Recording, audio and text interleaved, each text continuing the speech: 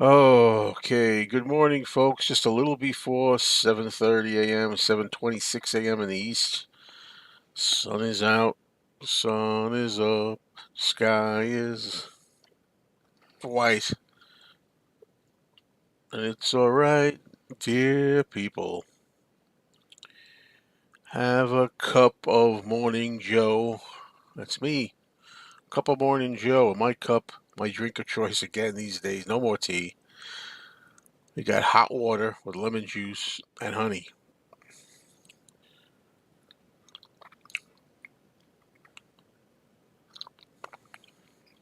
which is still pretty hot. Still hasn't cooled off enough to really drink. Okay, Nick, this the CD man, Nick, right?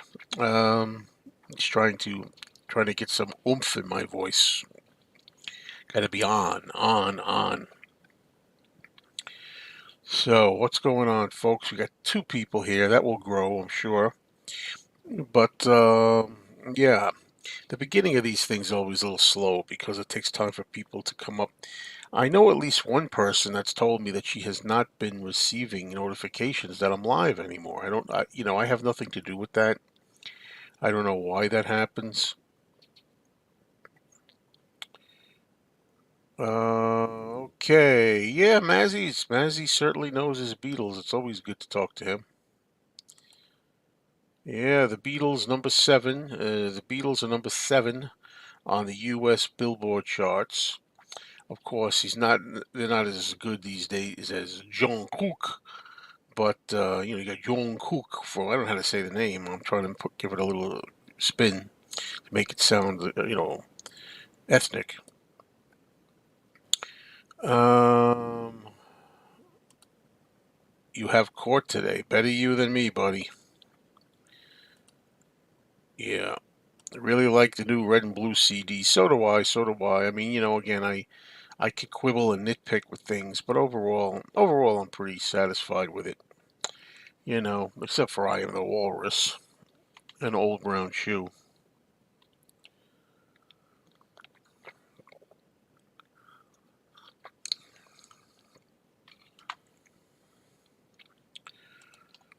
Okay, good morning. Good morning. Trying to get it together here. Trying to wake up. Ah, yeah, yeah. I had some post office dreams last night. I've been out of the post office for a year and a half. I don't work there anymore, but I have dreams every now and then. And people are going to say, I know there's going to be people I work with or used to work with. They're going to say, "Oh, look at this guy. He's dreaming about the post office. He's thinking about the post office." No, I'm not. I never think about the post office. I hate the place. I never think about it in my conscious day. It's your unconscious when you're sleeping that comes out. If I thought about it during the day, I probably wouldn't suppress it. But it's always a dream about me working back at the post office and things have changed and I don't know what I'm doing and it's tough and all this. It was always tough, but that's the kind of deal. That's what happens. And I realized at some point during the dream, I realized, hey, wait a minute. During the course of the day, I realized, hey, wait a minute, I'm retired. What the hell am I doing? I don't have to be here if I don't want to be. I'll walk out the door. That's usually what it is. Uh, do I think Now and Then should have been a reissue of Shaved Fish? Maybe. Huh? I'm a little lost. Now and Then should have been on a reissue of Shaved Fish. No. Now and Then. No, no, no. Now and Then is a Beatles song. Now it's not a John Lennon song. He did it himself for his own self, but now you have to resign the fact that to the fact that it's resign yourself to the fact that it's a Beatles song. Uh, yep, that's about it. That's about the statistic. Good morning from Taiwan here. It's now 8 p.m. here. Well, good evening to you in Taiwan, and good morning to me here in New York. Um, Hello, Stephen. The Blue Album is on course to be number one in the UK album chart. The Red Album, 10,000 units behind at number two. Combined package also in the top 10. Well, that's interesting. So okay, maybe we didn't do so good with Now and Then in the States. Maybe we'll get better in the States for the album. Honestly, I'd rather the album do better than the single. Yeah, I know. I've thought about this too. They should have called 67 to 70 and Now and Then 2023. I think they should have called it the Beatles 1967 to 2023. I think they should have done that. I'm sorry, that's what I think. They should have changed the title for this release 1967 2023. Should have done it. Number one, it would distinguish it individually from the other one. You'd be able to tell which one you're buying. If it says 67 to 2023, you know which one you're buying. And number two, I think there'll be some people out there, some younger people maybe, who would actually be intrigued by the title Beatles 2023. So I think that would have been a good idea. Yeah, I don't know about this anthology business, folks. I don't want to see an anthology re-release. I really, really don't. But maybe they could do. Maybe in 2025 they'll do something reissue. I don't know.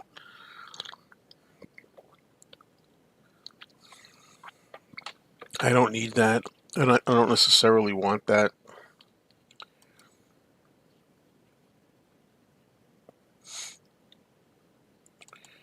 Woodland Goblin, what's going on?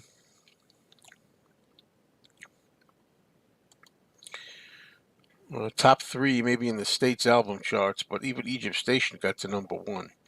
McCartney three in the UK. Good morning, Marcus Maximus. Sunny Liverpool. Liverpool. Well, that's good. It's sunny in Liverpool. Isn't it usually like rainy there? I don't know. Do I miss the movie chats? Can I be honest with you? No, I don't. I don't. The movie chats were never really what I want them to be. But I'm not going to say I'm ever going to do them again. I'm going to do them again. But right now, I'm basking in the Beatles mania, the Beatlemania, the glory of the Beatles. I'm forgetting the movies for a while. And yeah, so tonight, that's a good thing to remind me. Tonight, I'll be doing a Mayo Lounge, I hope, and people hopefully will join. The Mayo Lounge will be about 7:15. It's an awkward time. 7:15 p.m. start Eastern Time tonight, right here. So that's a Mayo Lounge where hopefully there's other people that'll come up and we'll just BS, have a BS session.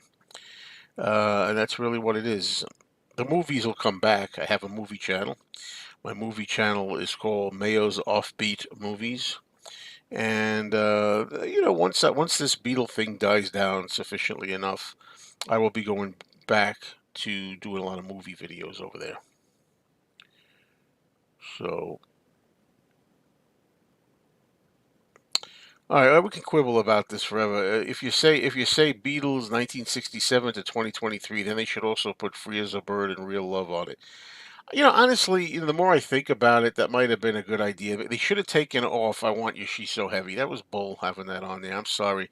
You could have taken off I Want You She's So Heavy and you could have put on Free as a Bird and Real Love. I'm sorry. That's what I think they should have done.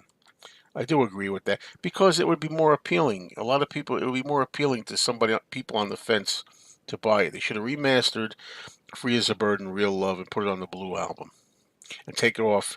I Want You She's So Heavy or maybe I Me Mine or something. Take them off.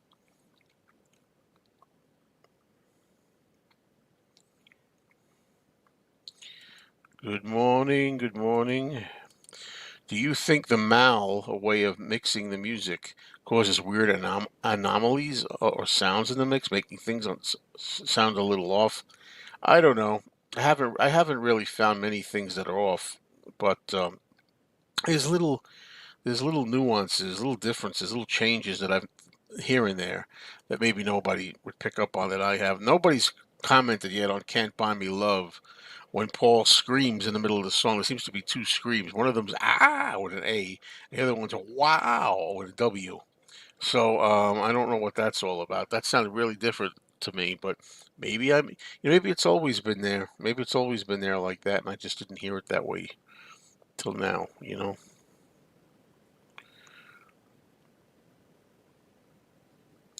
Well, I see. Again, I don't go for this. I'm sorry. You say I want to see a Blu-ray at least of Anthology. All we have is a DVD, and I'm thinking, okay, if a Blu-ray set comes out, I'll buy it. But what are they going to enhance? They're not going to really enhance the old archival footage that much. It's not going to be that. They're not going to high def that. So I really don't know.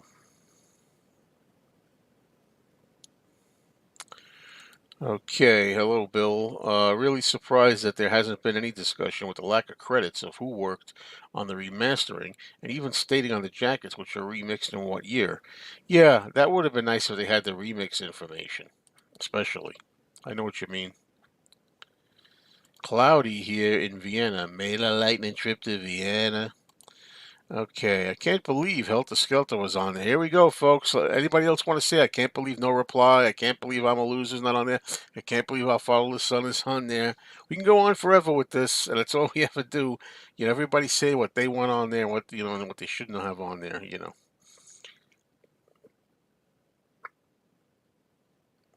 I know it's a bit long, but I like showing I Want You, She's So Heavy to others on how cool and heavy they sounded. Most people are impressed. Yeah, I know that, but you got that with Revolution, don't you? And I'm trying to think what else. Revolution is pretty heavy. So I don't know. There you go. Woodland Goblin does not want Helter Skelter on there. And I've said this before, and I'll say it again. You have to leave something for the original catalog albums. You have to have, you can't shoot your load all on one freaking compilation. You just can't do it. So good morning. Oh, sorry about that. Good morning, Alan. What's going on? Yesterday I listened to Free as a Bird on the 7-inch single, and in my opinion, it really doesn't need a remix. It sounded very good on my turntable and through my speakers. Well, I respect that. I know what you're saying, but I still wouldn't mind John's voice being more prominent on that.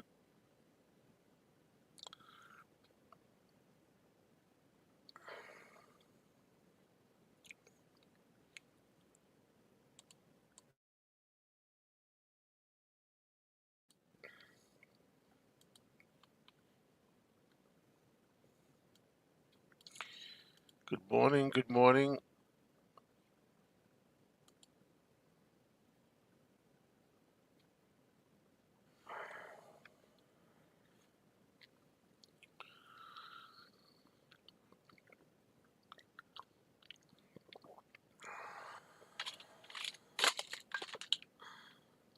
Dropping stuff here, folks. Dropping stuff here. Dropping stuff here. Yes, Kenneth, I agree with you. She Loves You was a wasted opportunity. It's a disgrace. It's a real shame because it's one of their greatest songs of all, and often I say my favorite Beatles song. So there you go. Elementary Penguin, what's going on? Good morning. Good morning. Good morning. Good morning. So where are we at? Okay.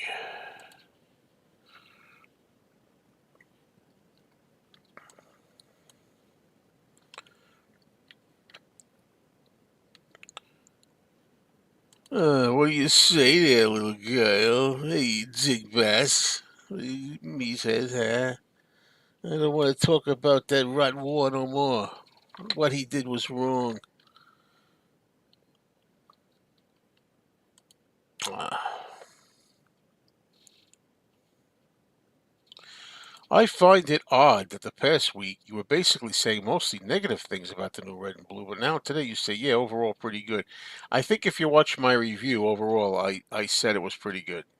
I don't think I'm inconsistent, actually, Henry. If you watch my review, I do say, especially at the end, yeah, so I'm happy. I did say that overall. And even if I changed my mind, so what? People act like it's a sin to change your mind. Whatever you think today, you got to think for the next 75 years. I don't really necessarily go with that. What's the most striking remix on the Red album to you? Well, I've said "From Me to You." To me, "From Me to You" is like a real amazing thing. Also, 8 Days a Week. My favorites off the top of my head. Let's see. Well, I have the CD here, Ricky, so I'm going to look at it. I would say "For Me to You" is by far the biggest revelation on here. This Boy, I Want to Hold Your Hand. These are my favorites on the Red album that I think really were fantastic. "For Me to You," I Want to Hold Your Hand. This Boy, um, 8 Days a Week. Maybe You've Got to Hide Your Love Away. Norwegian Wood, and those are my biggest.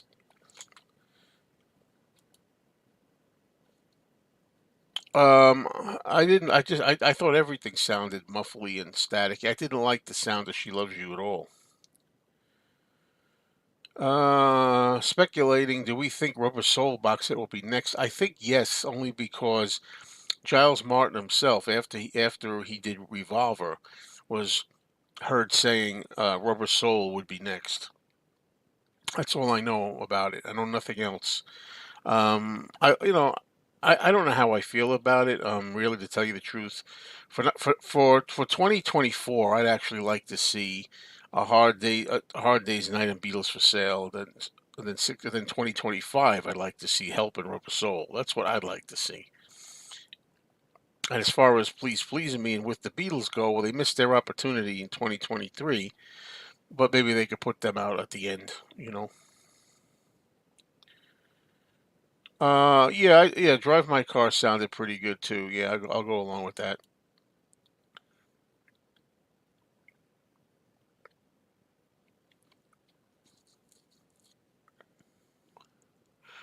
And I forgot Twist and Shout. Thank you for reminding me. Twist and Shout sounds amazing too on the new Red album. I think Twist and Shout was great.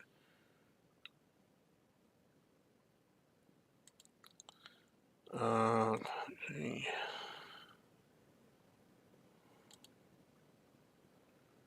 Jack Daniels.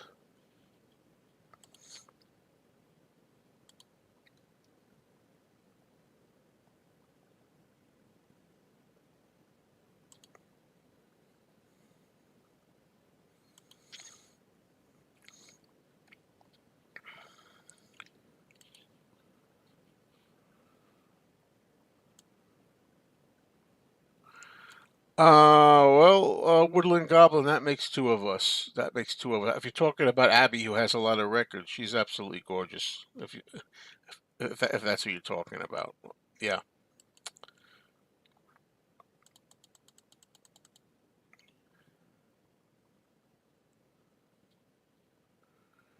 Um,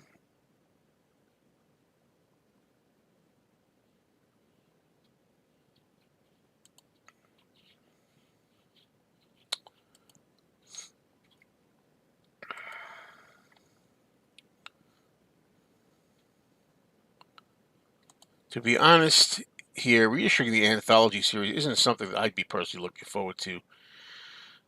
Yeah, I'd purchase it. If they redid it, I'd purchase it, but I really don't know what the heck else you can do, to tell you the truth. I mean, I don't know.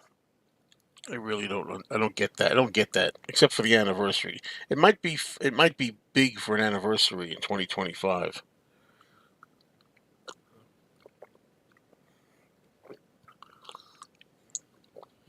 Mm, I'm with you, Woodland Goblin. I'm with you.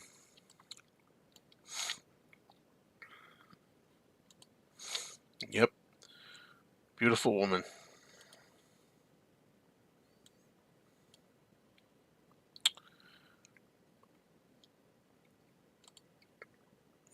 Jerome. I think you meant Mal, M-A-L.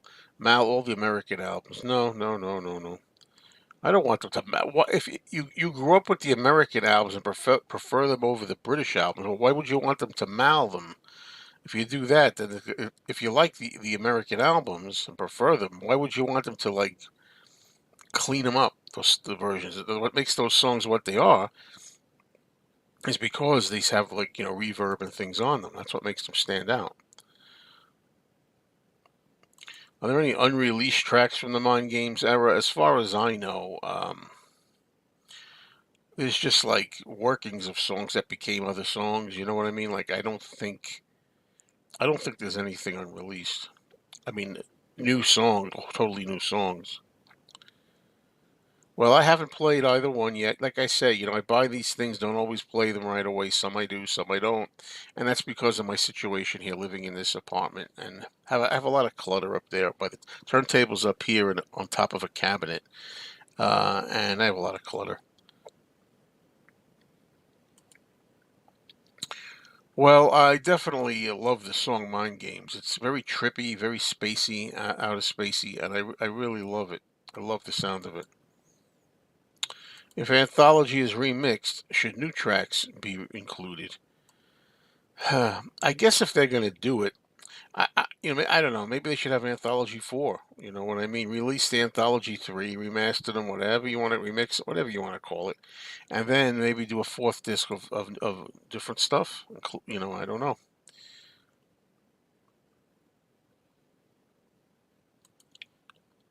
Yeah, I hope so too.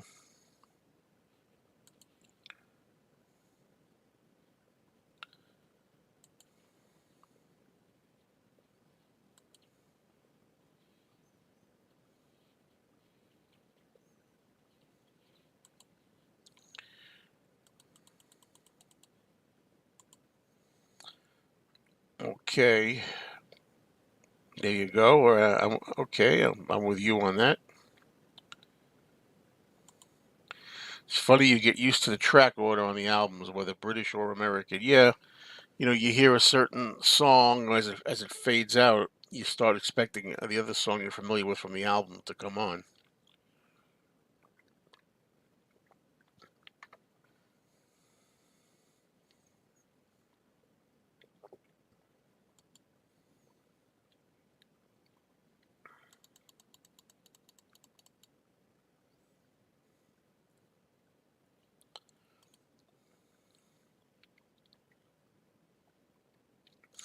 Well, I saw Shea Stadium when they had it with 8 days a week. They played it after 8 days a week. That was nice to see. Um,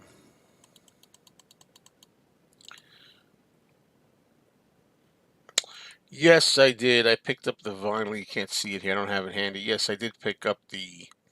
I picked up the colored vinyl, red and the blue colored vinyl. I don't have the black vinyl.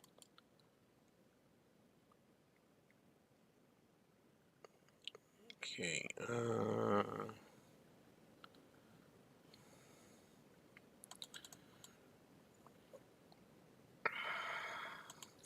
Am I gonna buy the new Dylan 1978 Live at Budokan box set? No, I'm not interested really in Bob Dylan live. I like Bob Dylan live in the 60s. I like early Bob Dylan live, 62, 3, 64, 65, 66. But I'm not really interested in Bob Dylan live much after that. I think both these songs are great. I don't have a. It's hard to have a preference. I probably prefer Mind Games by a hair, but Number Nine Dream is also fantastic. So there you go. Yeah, what's going on, folks? Got a little lull in the conversation here. We got 70 people here. Hit that like button. Hit those likes. If anybody wants to help out, anybody wants to give a tip, if you like what you see and you want to do a little tip jar, I have the opportunity down there, I believe, with the yes symbol. So I'm just gonna. They're encouraged. They're encouraged. They're not required, of course. Do I listen to the Beatles with headphones too? Not if I can help it. I'm not a big fan of listening to music with headphones. I kind of like listening to music, as I call it, in the room dynamically. That's how I like listening to music. I mean, occasionally I've done headphones, but I'm not interested in like shooting out my hearing, ruining my hearing, or I don't know. I don't like it that way.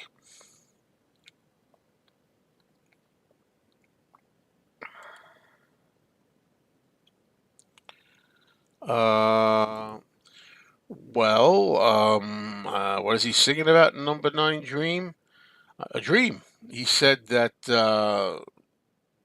Number Nine Dream was based on a dream he'd actually had. He said that when he's describing the song. And I think because it's a dream, it doesn't have to make 100% sense. Okay, good morning. Good morning. I've been listening to the remixes with the mono switch on. I haven't listened to the stereo properly mixed in years. Do you think they'll remix past masters? I don't know what they're going to do. I don't know if they're going to remix past masters or not. But I know they're going to have to tackle all the songs. Eventually, all the songs are going to be demixed and remixed and fixed up. The question is, how are they going to present them? And I wonder if it's going to be done either they're going to do the past masters again, or they may. I'm thinking just take the corresponding songs and put them to the corresponding album. You know, like if they do the Help album, they'll put "I'm Down" on the Help album, or "Bad Boy" on the Help album, 65. Things like that is what I'm thinking they might do.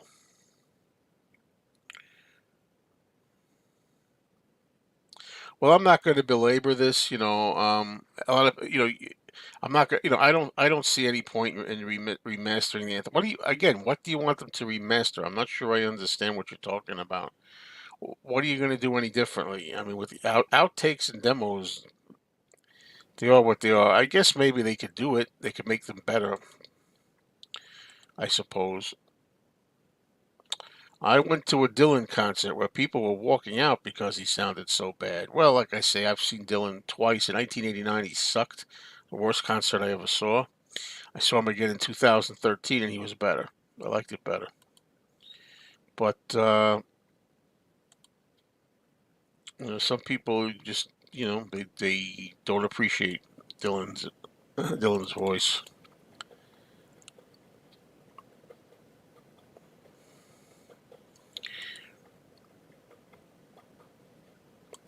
When is the next Mayo movie channel? Don't forget, my movie channel, folks, is called Mayo's Offbeat Movies. Please subscribe. I don't know when I'm going to get back to that. I've been taking a detour because right now there's so much going on with the Beatles. I'm spending a lot of time here at the Mean Mr. Mayo channel exclusively, bringing you all the Beatles gossip. So I'm sure once that dies down sufficiently, I'll be back over and doing a lot of movie videos.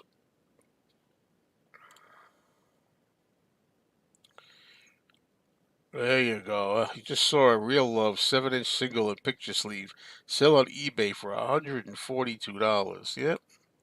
Favorite song on Plastic Ono Band? That's always impossible, you know that? I always have a hard time coming up with that. I love Hold On. Hold On. I love Hold On. I love Look at Me. I like Working Class Hero.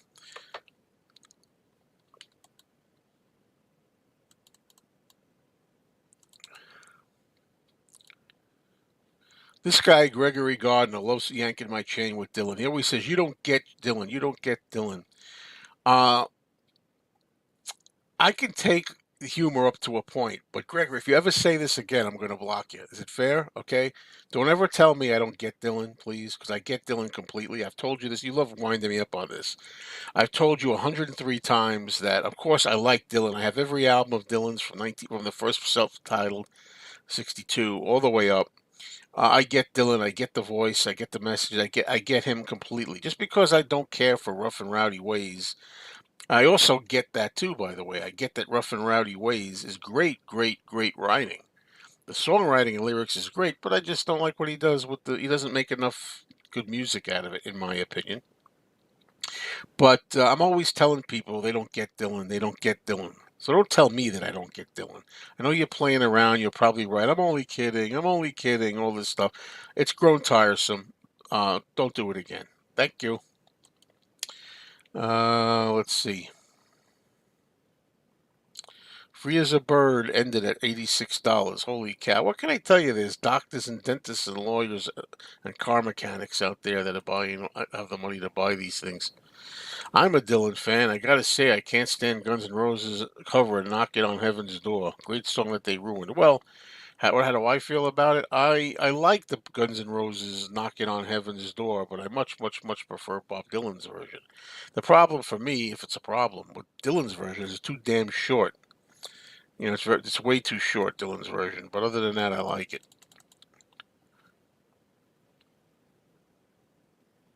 Can you believe the only number one hit by John Solo is "Whatever Gets You Through the Night" with Sir Elton John?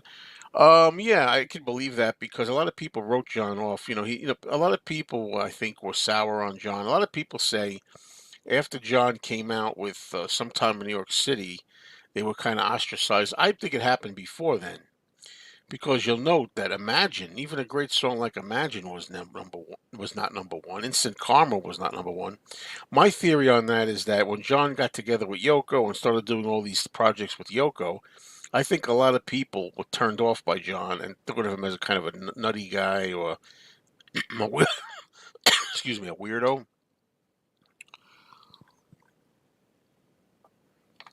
So we wouldn't give him the due that they should have. That's what I think. Um, yeah. So what can I say?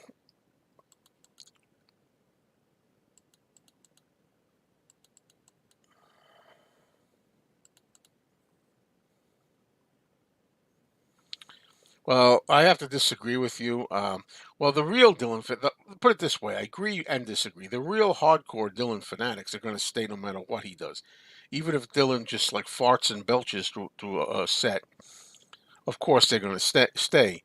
But people who don't really know Dylan 100%, and are just casual fans, I don't blame them at all for walking out. He's got nothing but disdain for his audience. The show that I went to in 1989, he never talked to the audience, never said thank you, never bowed, never said hello, never said anything. He came on, he did his set, all the songs that we love. You couldn't understand what the hell he was singing. You couldn't understand anything. I guess I don't get Dylan, right. You don't get him, right. That's part of his thing. Well, put it this way: if you're still watching, pal, I don't get Dylan as a live performer. No, I don't. I don't like this thing of changing up. You're doing like a Rolling Stone, and you're going like, "How you feeling, bro?"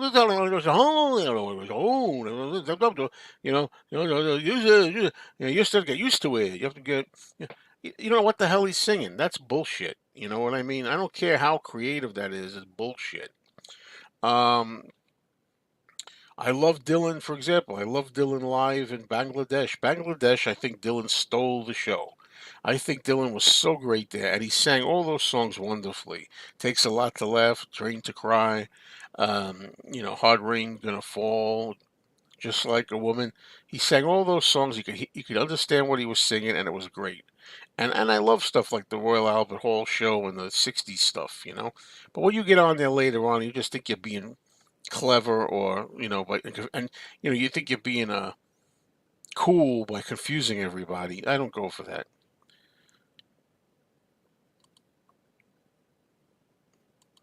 I don't care about Harry Potter or Lord of the Rings at all. I don't care about either one, to tell you the truth.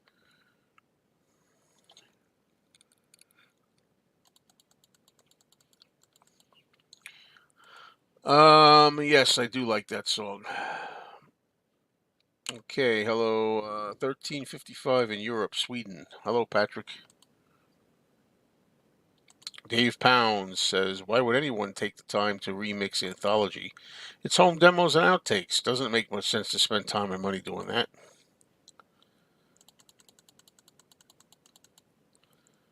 Well, I really appreciate that, Gregory. But yeah, fine. Talk about other things if you like. Talk about anything else. Watch, comment, but don't tell me I don't get Dylan, please. Although, as I just said, I don't get him live too much. JL Draw says Anthology would provide an opportunity to release further outtakes for Magical Mystery Tour or Carnival of Light or 27-minute Helter Skelter. Those suck. First of all, Carnival of Light is supposed to suck. Anybody who's heard it, including Mark Lewison, says it's not even worth hearing. It's so bad. And the 27-minute Helter Skelter is supposed to suck too. If that's the one that's that one they gave us, that slow boom boom. Do you don't you want me to love you? Boom boom boom boom. If it's that slow one, I don't want to hear 27 minutes of that. That stinks. But if it's a heavy rocking one that they go on for half an hour, which I think that exists, that I'll hear.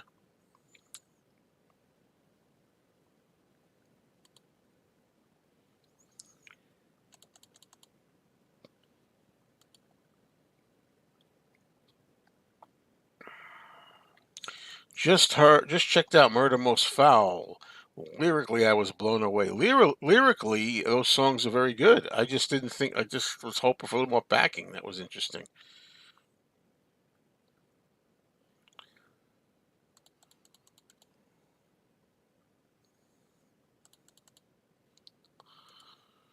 Yep, Dylan is a poet first, a singer second, or maybe third.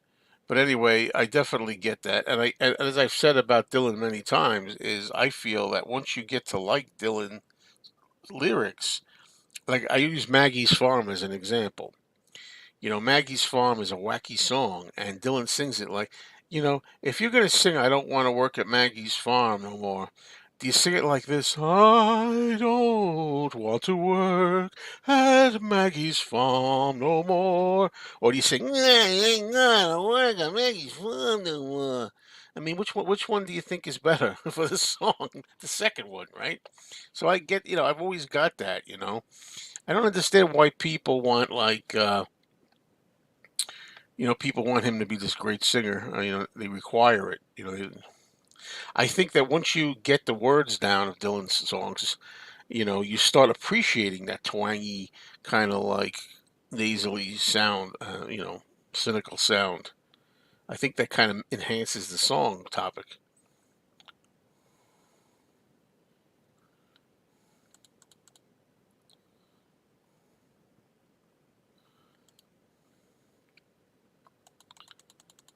Um, yeah, well, I say they ruined "I'm the Walrus" too, Gary, for sure.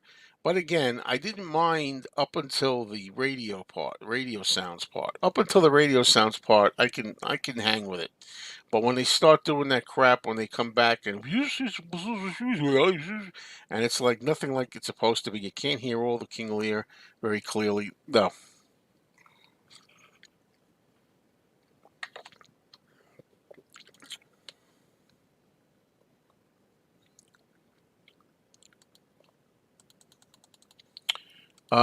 I don't like Lay Lady Lay. I love Lay Lady Lay. Yeah, I love that song. I caught it on the radio again yesterday. Great song.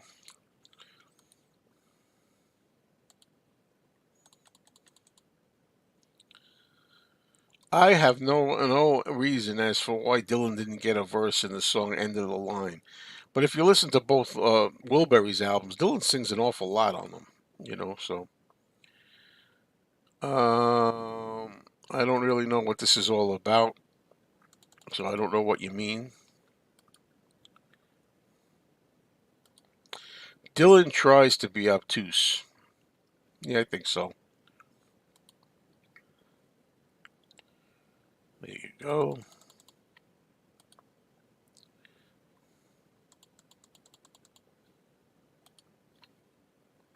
A lot of thoughts here about Bob Dylan today.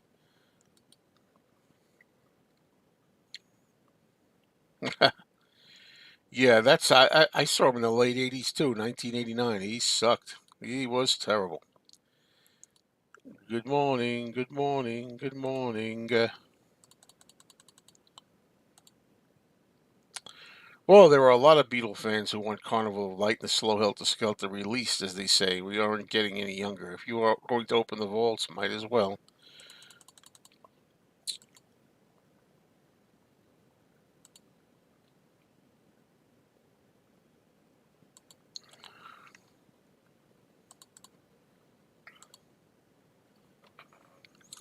Yeah, but when it's every song with the twangy whiny thing, I wouldn't say it's every song, Beatle Babe.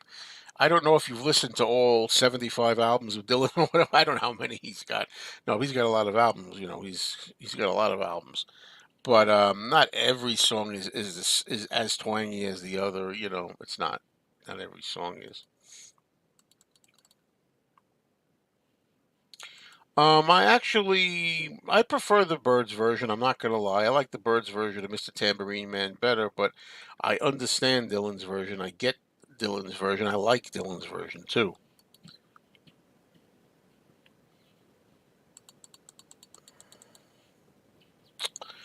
I disagree. Well, Liam says with regards to I Am the Walrus, they didn't ruin anything. Go and listen to the crappy 67 stereo Capital mix. I disagree, Liam, and that's okay. We can agree to disagree. 1967, that's the song. That's the way I Am the Walrus is. I think it sounds fantastic in that way. And it's supposed to sound a little out of the trippy, out of the ordinary, a little bit like cryptic sounding. It's supposed to sound like that.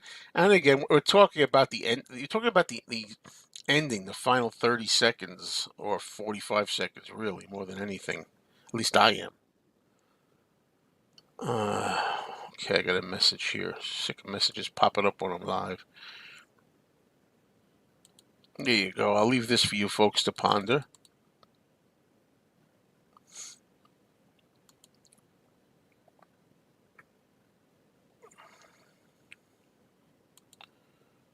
Mark Lewison actually wants the 27. I wasn't talking about Mark Lewison. I don't know what Mark Lewison thinks of the 27-minute Helter Skelter. I am referring only to what Mark Lewison said about Carnival of Light. So I don't know. Good for him. Very good. Good for him. He wants it. Okay. Metaverse is that VR garbage world thing that Zuckerberg's making. Well, then I guess I don't care.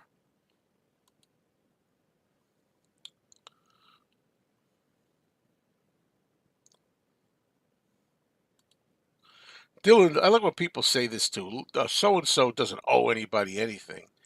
You know, I'm getting a lot of ads here. I'm getting ads from my computer company. Stop it.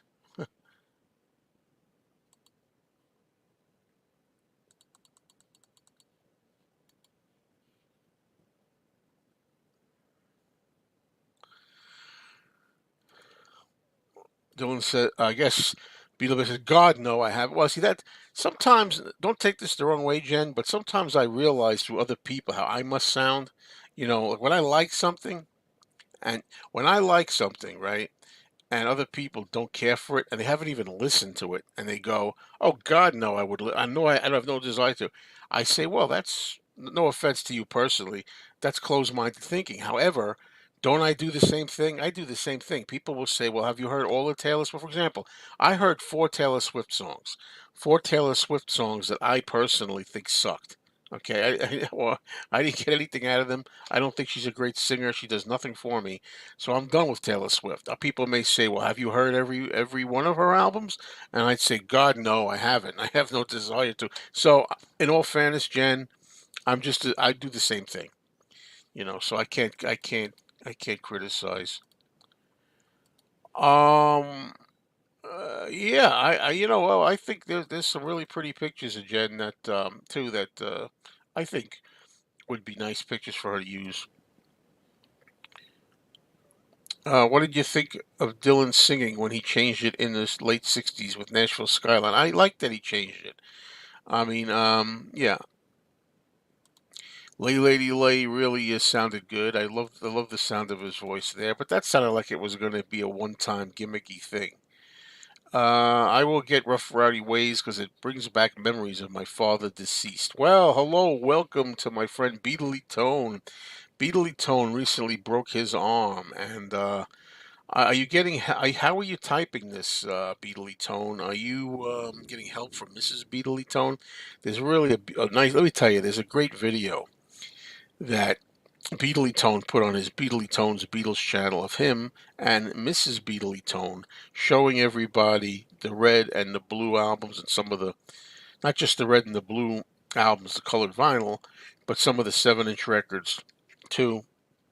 And I have to tell you, it was hilarious because I showed my girlfriend, my girlfriend and I watched that video and she loved it. And we were laughing at certain parts because, we can relate to that. We know what it's like when, you take your better half and you involve them all this. And Beatly Tone at one point was like saying, "Okay, don't spoil the tension. Don't spoil don't spoil don't show everything right away. Hold, we were getting a kick at it. Anyway, I hope you're feeling better, Tone, and yeah, I hope you're doing better, and I hope you make out all right. All right. Well, you're entitled to your opinion. You're entitled to your opinion. I like the capital mix. Um,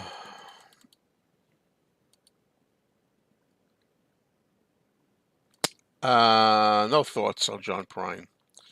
My cat and I danced on the bed to Beatles for Sale for the first time, and I believe it's a favorite band now. That's as it should be. John Lennon liked cats. The Eggman, Humpty Dumpty's people. I don't know. I think it's that guy I forget the guy's name from CNN. You know, is it Brian somebody? I think he's the Humpty Dumpty. I think he's the Eggman.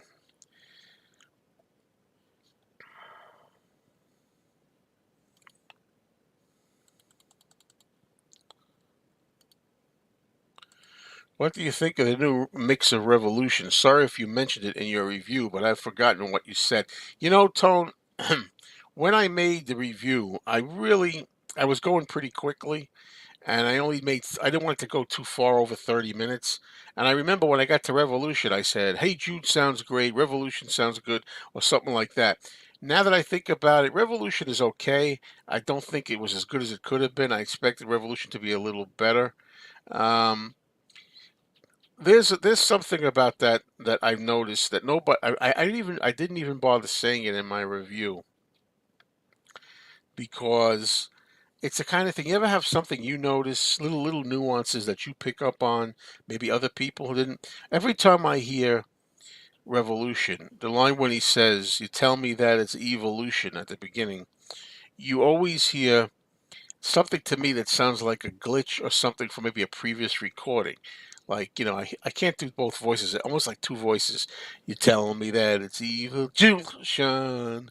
It's the best I could do. Like, there's like a little sound. And I thought they took that out. Like, that actually was corrected. And nobody else has mentioned that. Nobody else has noticed that. I notice all kinds of little things that people don't notice. But so now when he sings it, it sounds like he's just saying, "You tell me that it's evolution," instead of "You tell me that it's evolution." you know. So there you go. But anyway, I wasn't that wild about it really. I think I gave it too easy of a pass in my review. I played this again a couple of times. I actually like it a lot more now, even than I did even in my review. Meaning the whole thing, the red and the blue. I mean, I have a lot of little nitpicks with things. I nitpick a lot of things there, easy to pick on. But by the way, I mean, I'm gonna put the link up here. I know Tone is, he's probably not able to come up here. He's probably not ready for it. But anyway, in case anybody maybe wants to come up here, I'm gonna put a link up here, and depending on who it is, of course, it's gonna take a while to get this damn link up here because for some reason my mouse doesn't want to right-click the paste option. I don't know why that is. Here we are.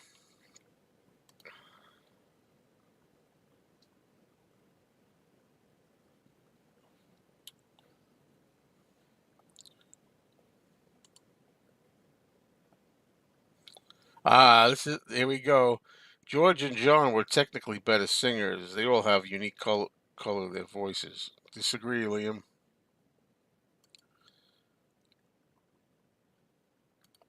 There you go.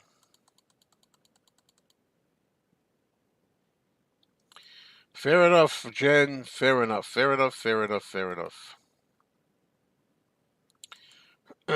Excuse me. I'm sorry about this. I'm clearing my throat. Yes, if I do a morning chat, this is going to happen.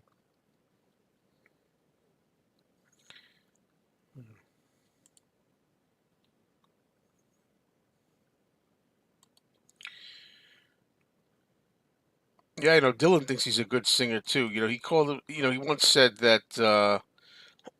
He once said that he's as good a singer as Caruso. Dylan said himself. Yeah, right.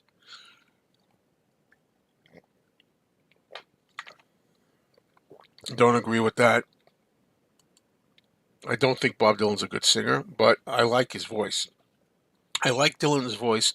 There's a saying: nobody sings Dylan like Dylan. And that's what it comes down to. I like what he does with his own material, but I don't think he's technically a great singer. Yeah, I prefer the Bob. I like the Bob Dylan better, "Knocking on Heaven's Door" better than, but just that I think that it's too short. No, I only really care about three of the three songs by the Zombies. I have not heard Odyssey and Oracle all the way through. I need, if I listen to some more Zombies, and then I will know.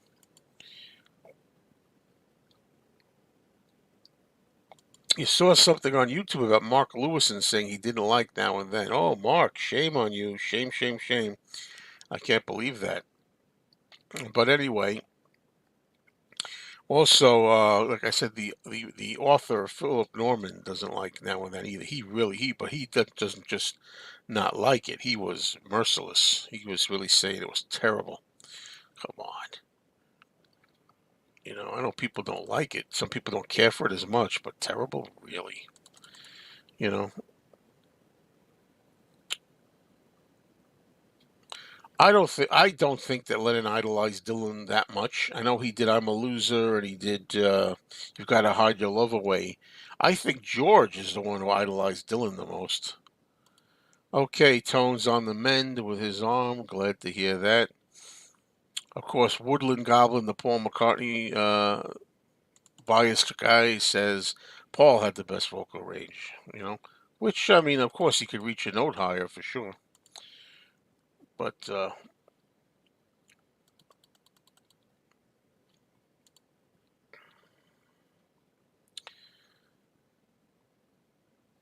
well, I have no problem. What I like about the scene is, that famous scene of Bob Dylan and John Lennon in the limo together. What I love about that is that Dylan is so smashed, he looks like a fool. He makes a fool of himself. He's spouting all kinds of garbage. John Lennon's basically amused, just looking at him and like almost like, I love it. John just sits there confidently, like, go ahead, talk, boy, talk. Say the shit you want to say. And at the end, Dylan's like, "Oh God, he's getting sick," and he's like, "Oh my God, I'm gonna vomit in the camera. Oh my God, all this, he's getting sick." And John is probably on something too, but John's holding his own. He's sitting there. "Oh, what's the matter, son? Do you suffer from groovy foreheads, curly hair? Take Zutong." And he's like, come, pull yourself together. It's only a film. And he's joking around. Dylan's like, oh my God. Dylan looks like a fool, and John looks like a really cool professional in that scene. I love that stuff. That's from the unused whole footage from Dylan's film Meet the Document.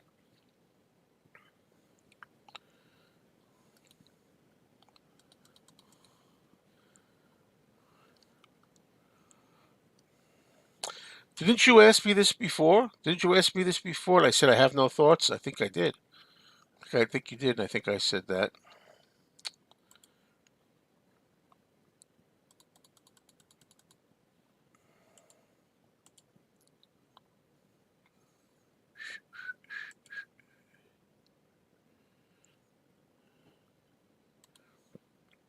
I think we're talking about Revolution.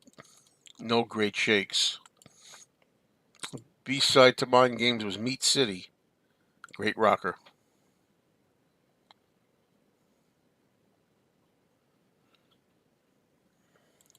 That's your favorite line in Revolution?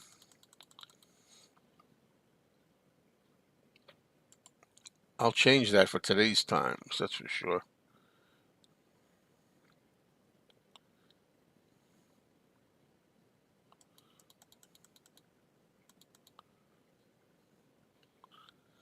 No, Tom, hi, by the way. I did not hear the Voodoo issued CD of Now and Then. I will tell you that I'm really pissed off because I was at the Beatle Fest and I bought a Blu-ray from the Voodoo, called a Paul and Glastonbury, and the thing didn't play when I got it home. I mean, these things happen. I could have returned it. I haven't. Maybe I'll bring it along with me for the fest in February.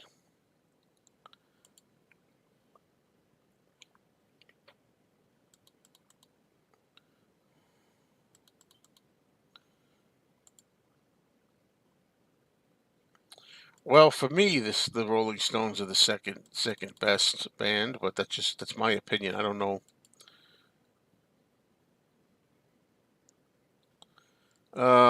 Yeah, I agree. I think Harrison idolized Dylan more than anything.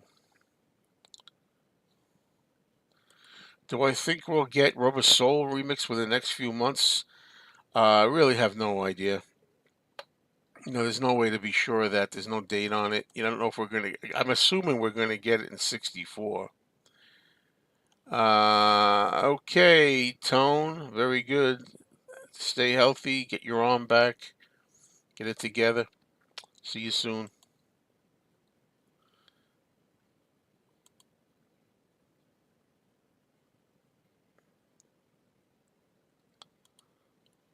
Okay.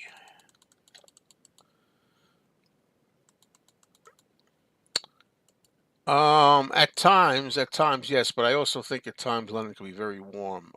Don't forget, Ringo. There's an interview with Ringo in 1992, and he was asked. He's going to say, I'm going to name some names, and I want you to tell me the first word that pops into your head." So he goes, "Okay." First he goes, "John," and he says, "Kindest." Let me see that again. "John." Ringo says, "Kindest." The kindest of all the other three, according to Ringo, who knew him. Then he says, "Paul," and he says, "Melodic." Can you imagine that the first thing that comes to Ringo's mind about Paul isn't even a personality thing, just a talent that he's melodic? And then he says, "George," and he says, "Cool." So George is cool, John is the kindest, and Paul is melodic. There you go. That's Ringo's opinion of his friends. Uh,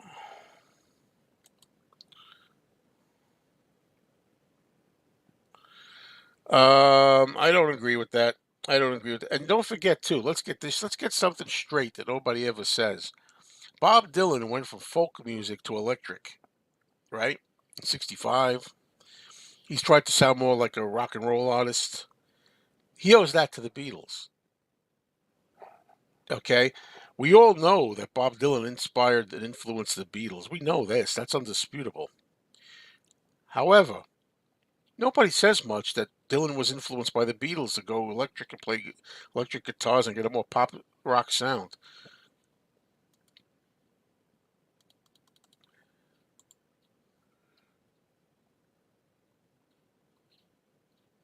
Yeah, George hated being famous. George should have what the, stepped aside for somebody that wants to be famous. You know what I mean? I'm so sick of that too.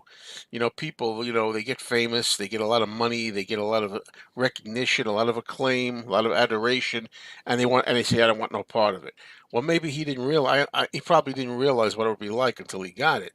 Probably it sounded like a good option at first, a good idea. And then later on, he probably was like, "I don't want this," whatever. But the thing is, that's what I love about Paul McCartney. Paul McCartney is always accepted the adoration, loved the adoration, accepted the fame. He's very comfortable in it, and he's happy that it happened, and that's great. I would be more like Paul, definitely, when it comes to that. I only know a couple of songs by Deep Purple, two or three songs by them, and that's about it. I like them, but that's it. Okay, Dave Pounds is attacking now Mark Lewison. What a disappointment that guy is. He wrote part one of the Beatles story and years later hasn't finished the second volume. Get off the couch, man. Well, I will agree with you. I love Mark Lewison's knowledge and I love his book Tune In Part One. But I got to be honest with you, I think it's kind of absurd that he has never put part two out yet. I'm sorry, it's way too long. Yeah, I agree with that, but I'm not gonna destroy him like you're destroying him. But I've always said at this point, the man should try to have the book out next year, sometime 2024 because it's good marketing because 64 is the year that the Beatles came to America, and it's the 60th anniversary. And his book will cover 64 among other things. So I think it's really good to do it now. Yeah, it's a very strange ending. Not only is it strange to me, it's deplorable. It's sacrilegious, the ending of it. Not just strange to me, Tom, but it just wasn't. It's not meant to sound like that, in my opinion. Stephen Schnee, I interviewed John Sebastian at 11 Spoonful. He told me the tale of meeting John and Paul. And Paul embarrassed Lennon by mentioning that he idolized Sebastian. True story. Wow, that's pretty funny.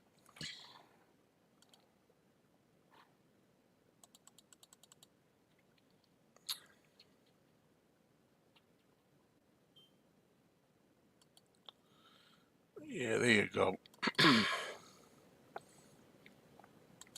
Yes, I would definitely agree that "In My Life" is one of the best songs the Beatles ever did.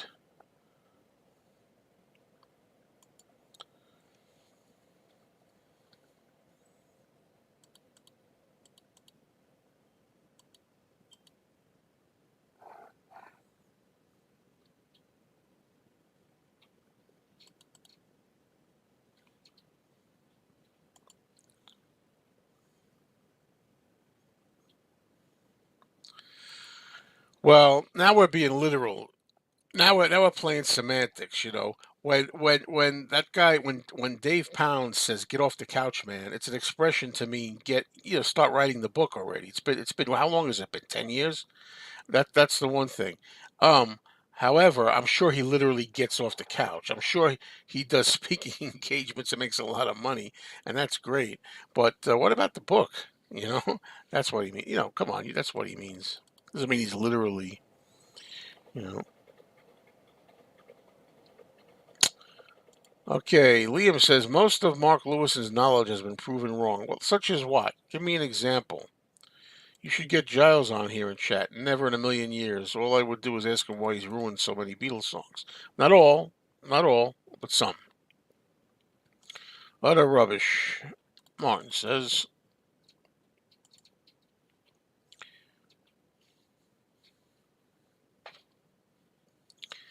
do you think Peter Jackson could do for Magical Mystery Tour TV special what he did for Get Back? I don't think so, but there is footage. There is a lot of extra footage. A lot of it's been seen, and there's a lot of home movie footage. Just this footage, but I don't know if he could do anything with the film itself. There is footage that wasn't used, but he could reincorporate it. But I don't know if it's going to help matters any. I like the sun coming through. See the sun? Here comes the sun. I love it. All right.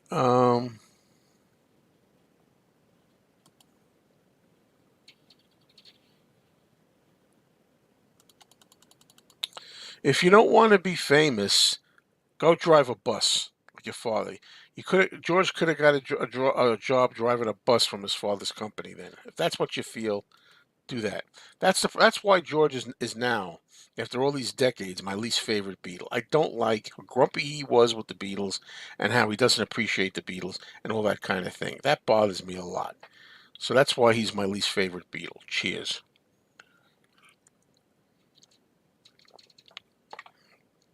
John, some people may say John would be grumpy about the Beatles. Baloney. John loved the Beatles. He was proud of the Beatles. He wore a button. I still love the Beatles. He told Mark Lapidus about doing the Beatle Fest. He said, "Go ahead, I'm all for it. I'm a Beatles fan too." He used to collect bootlegs of the Beatles. He used to love collecting bootlegs.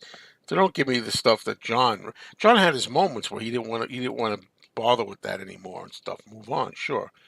John changed his mind a lot, but overall, he loved the Beatles and he was proud of the Beatles. I don't think Giles is as big a Beatles fan as everybody else is. I honestly don't. I can tell that by some of his mixes. That's my opinion. I don't know for a fact. Um,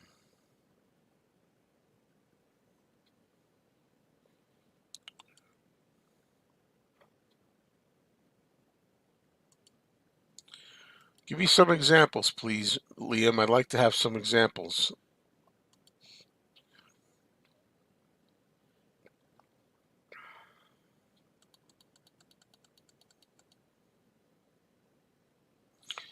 Hello, Elliot. What are my favorite Beatles pressings, and are you mono or stereo? When it comes to mono or stereo, it depends on the song. Some Beatles songs I love in mono, and some I like better in stereo. When it comes to certain albums, I mean, I like Sergeant Pepper in stereo. I like Revolver in stereo. I like White Album in stereo. I hate the mono White Album. Stuff like that. Favorite Beatles pressings? It's funny. I mean, the Japanese pressings I like. I like the German pressings. The German pressings are really good. Um, I think though, I actually, I told you I grew up with the U.S. Capitol albums, and I love the Capitol pressings too. Yes, I do.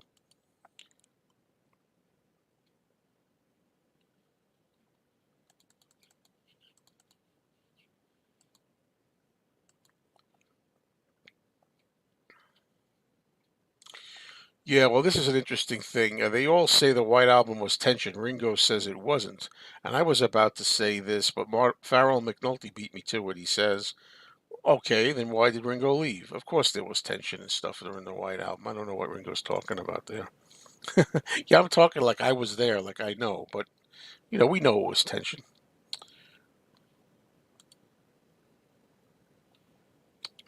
I agree. I agree. I agree.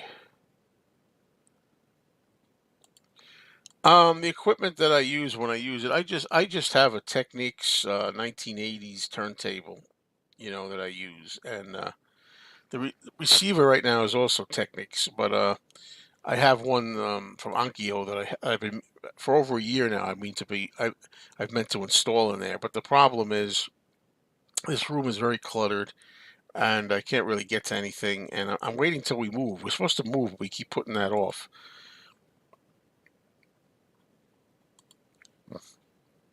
Yeah, George wore a sweater saying "Stamp out the Beatles." I think I'm just guessing. I don't know for sure, but my guess is that George was being like sarcastic. He was getting a kick out of it. Like I don't think he really believed to stamp out the Beatles. I think that he was wearing that because people. I don't know. He just was parodying people who feel that way. He was kind of making fun of them. That's what I think. I have no way of knowing that. That's just my guess.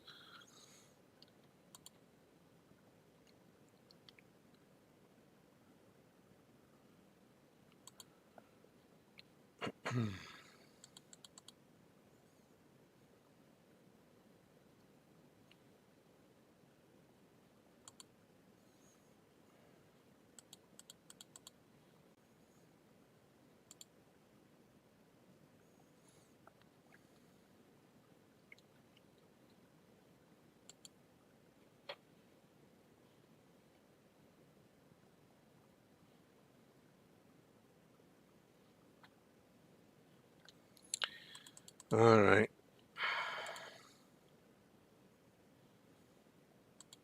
I hate we disagree on a lot today, Liam. I hate the mono of White Album. I always will. Always will hate it. He's not even I got blisters on my fingers at the end of Helter Skelter. No way. That's my feeling. Uh,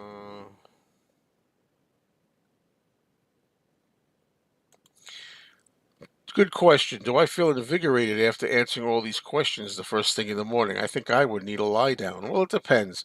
But most of the time, this is good therapy for me. Most of the time, doing one of these live streams really perks me up. Yeah. There's times when I felt kind of depressed or tired or weak or maybe not very clear in the head. Maybe I'm having a foggy day. And I do one of these and I feel great. So I actually like doing it. Okay, we've got 91 people here. Hit the like button. If anybody wants to hit the tip jar to help out and keep me making these videos and getting stuff that I can share with you. I know people, I have to say it, people, oh my God, I can't believe he's saying this. Whatever. You do you, I'll do me. And I don't do it that often. You know what I mean? We've been on for like 69 minutes, and I've mentioned it twice in 69 minutes. So anyway, thank you if you want to do that. It's not required. It's not a necessity, but it helps. Yes, it's true. Ringo, I believe Ringo did not want to do Now and Then, and he did not want to play the drum part again. And Paul, you know, convinced him to do it. And I think now I think that Ringo is happy that he did it. Okay, favorite Wings song and album. The first Wings song that always pops in my mind is Junior's Farm. It's my favorite Wings song, maybe, I don't know. My favorite Wings album is either Venus and Mars or Back to the Egg.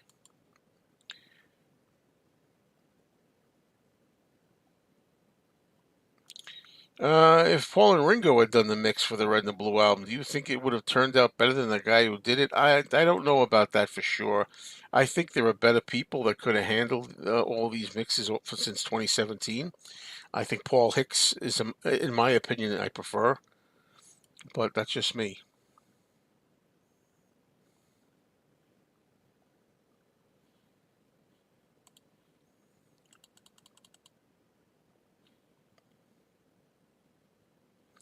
Okay. Hello. Morning, Joe. Was just curious with the Beatles hype currently going on. Have you seen a large influx of new viewers coming your way?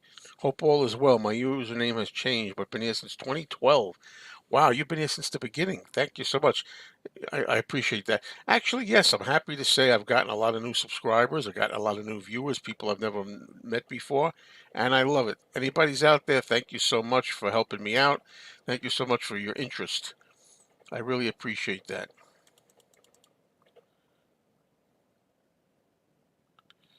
I thought of this too. I didn't know if anybody else would pick up on this, Liam. I agree. Of course, George was parodying it, just like Paul holding up a pin saying "To hell with the Beatles" in 1964 or five, I think. Absolutely, I think it's a parody. In regards to listening to any music, Beatles or otherwise, what percentage is under the headphones? As for me, I'm a headphones guy. Well, I was saying before, I never listen to headphones. I never do. I can listen to a lot more music if I put the headphones on in here, believe me. Two reasons. Number one, I don't want to hurt my ears. I don't want to, like, get tinnitus or tinnitus, anything like that. I know, just don't play it too loud, right? I don't know. I like music as being in the speakers around me. I don't like it isolated here so much. But if I were to use the headphones, I could play a lot more. I love the 2009 stereo remasters. How about you? It's been a while since I heard them. They're okay. I've decided I prefer the 2009 version of Revolver to the 2022 Giles remix. I know a lot of people don't feel that way, but I've read um, articles. Some fans don't like the 2022 mix as much. So.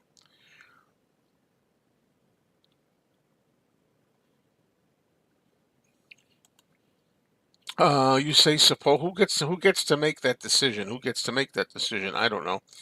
I mean I played the Mono White album many times, and from what I remember, there are some tracks that are good and some tracks are not so good. But overall, I much prefer the stereo. And I keep saying it's so silly to me. Once you get to like 67, everything should be stereo. 68, I don't understand that at all. I really don't. 67 Sergeant Pepper. Sergeant Pepper is psychedelic. It's coming from outer space. It's trippy. It's seeing all kinds of images and things floating. Of course, Sergeant Pepper should be in stereo. I know the Beatles like it in mono. The Beatles preferred it in mono. I understand that. I don't base my life on choices by the Beatles. Like in other words, everything they prefer, I must prefer. Paul McCartney thinks Pet Sounds is the greatest album ever made by the Beach Boys. I have to like it. No, I don't. I don't have to like it. So there you go.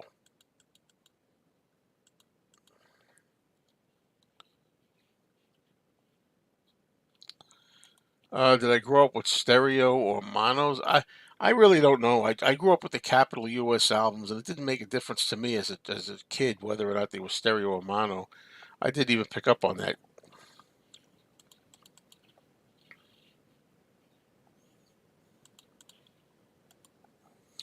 I don't think mono always wins because there's some versions. I go song by song. Like I prefer the song "Please Please Me" in mono. Um, I prefer the song "Matchbox" in stereo. You know,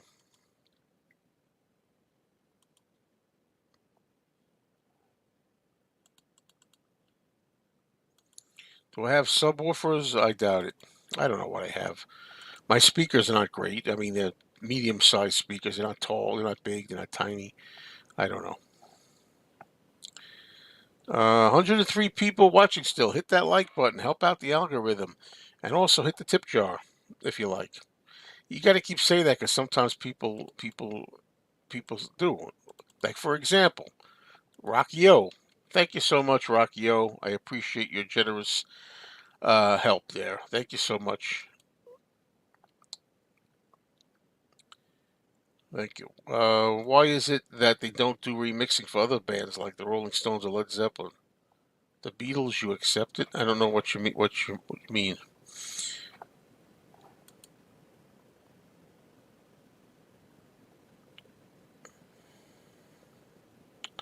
Well, let me go back. I don't know if you said why do I accept the Beatles, like, as if I shouldn't, because the Beatles songs need work. I really believe that. And I mean by that is the stereo. I'm mostly talking about the stereo panning. That stuff where you have all the vocals in one side and all the music in the other side. I definitely hate that, and I definitely like that they center it, the vocals now. I think that was a big mistake, and that's not perfect way to listen to them, in my opinion.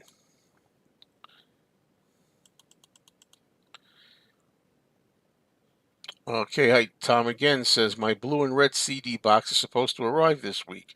Are the only 2023 remixes on the blue from Magical Mystery Tour? The thing is, here's what I heard, Tom, and I'm not sure. Um, I think Old Brown Shoe is a new 2023 mix, and it's terrible. I think. But I think some people have told me, and I don't know. Um, I don't know for sure that some of the songs, the older songs, might have been tweaked in 2023. Like it'll say like Strawberry. Like to me, Strawberry Fields Forever and Penny Lane on the Blue album sound fantastic, and it sounds to me like they were tweaked a little bit because I didn't like them in 2015 or so as much, whenever that was. So I think some of them might have been tweaked. But yeah, most of the fresh, full 2023 fresh mixes are on the red.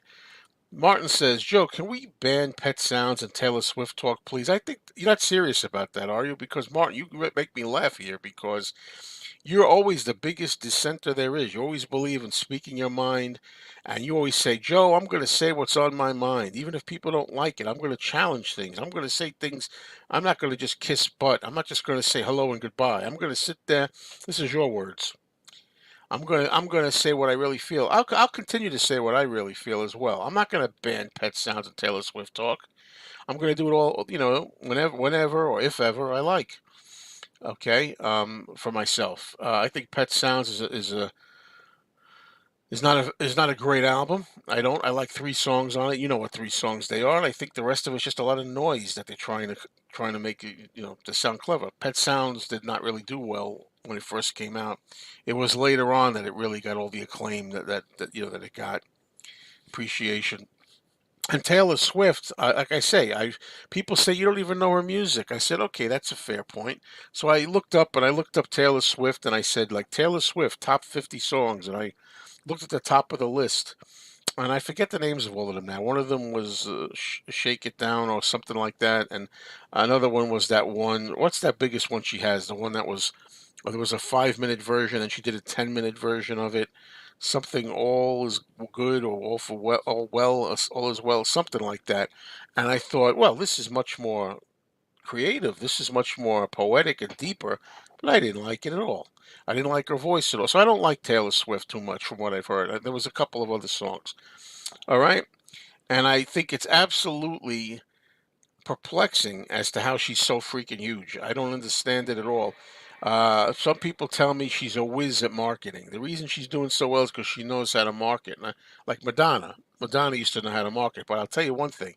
To me, I've never been a Madonna fanatic, but I think Madonna is much better, has much better music from what I've heard than Taylor Swift.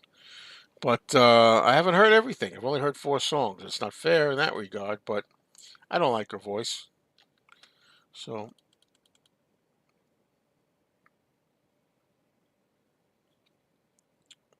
exactly. Think for yourself.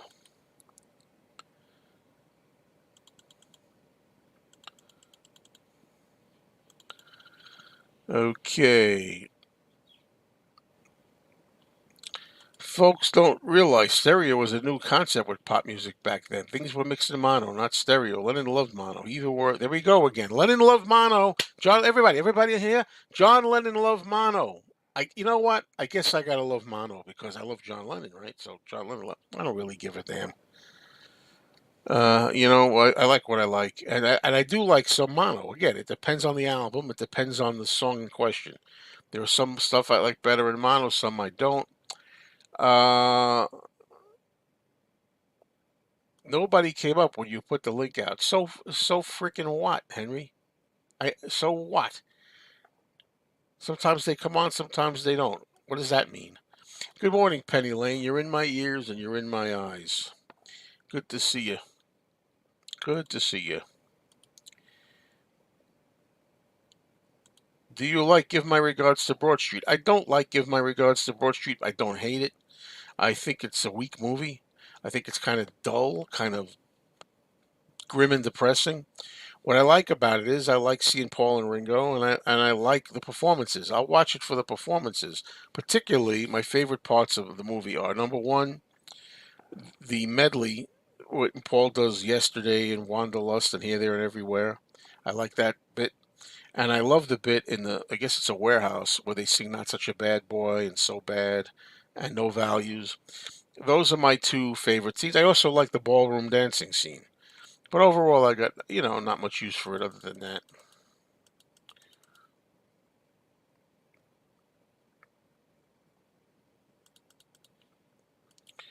Stereo mixing wasn't perfected until the early to mid 70s. That's nice, Liam. Thank you for that lesson. Although there were a lot of 60s stereo that I do like anyway, in the early 70s.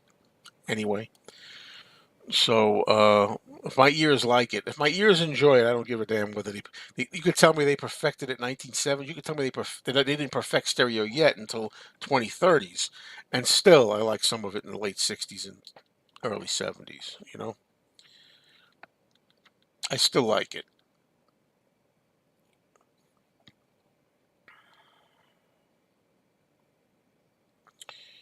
All right.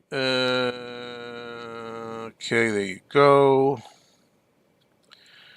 Lynette says, finally, someone that feels like I do about pet sounds. Well, it's rock and roll's most polished turd, Lynette, and in my opinion. Oh, my opinion, I know I'm alone. I'm almost alone, but you're not the only one who feels that way about. You and I are not the only two. There are other people that don't like it too, and that's okay. You know what I mean?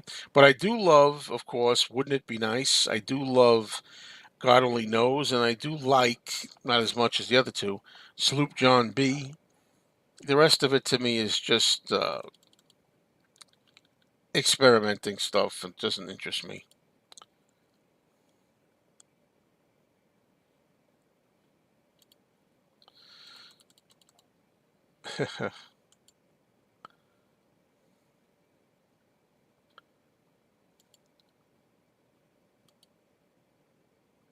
All Too Well. I'll never remember that. All Too Well. That's one of the songs I heard. And there was another one. You Belong to Me, or You Belong to. I Belong to You, something like that. These supposed to be her best songs. Some four of her best songs I heard.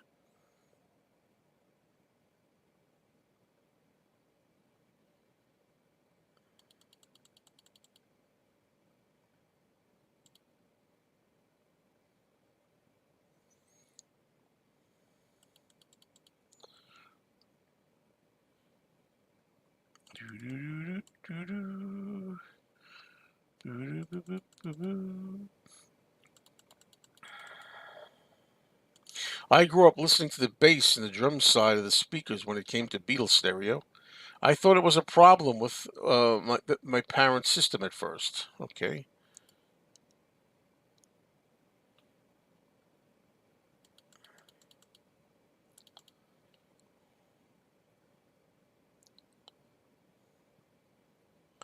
Well, this is ridiculous. Paul McCartney damn well cares about Taylor Swift. He's pictured with her. He checks her release dates. I'm going to get you here, Martin. I'm going to get a lot of people here. Let me explain. Paul McCartney has always followed the chain of whatever's popular. McCartney's always going to try to link himself with whatever's popular in the modern, okay? He's done it with Michael Jackson. He's done it with Taylor Swift. Okay. He's done it with, you ready for this? Kanye West. Okay. Remember when he was with Rihanna and Kanye West? That was the big thing. Now, all of a sudden, you notice now, because the climate on Kanye has changed the other way. It's not, people don't like it anymore, Kanye. Now, all of a sudden, Paul distances himself. Do you ever hear Paul talking about Kanye West anymore, touting him up? Do you ever see Kanye posing in pictures and going to dinners and putting an arm around Kanye anymore? I wonder why. I wonder why. So Paul McCartney is always going to be PC, and that's it. He always has.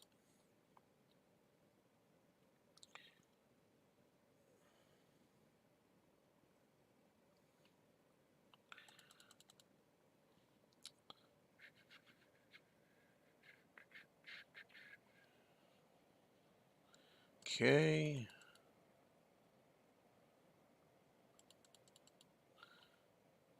Shake It Off is one of her worst songs. I think you would like the song. Well, you could say it's one of her worst problems, Marcus, but I looked up the top 50.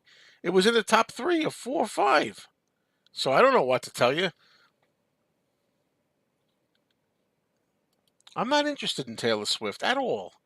And even if I was, I really think she has to give room for other people. It really is getting ridiculous now. It really is. When you go into a store and it's all Taylor Swift, that's pretty ridiculous and pathetic, I think.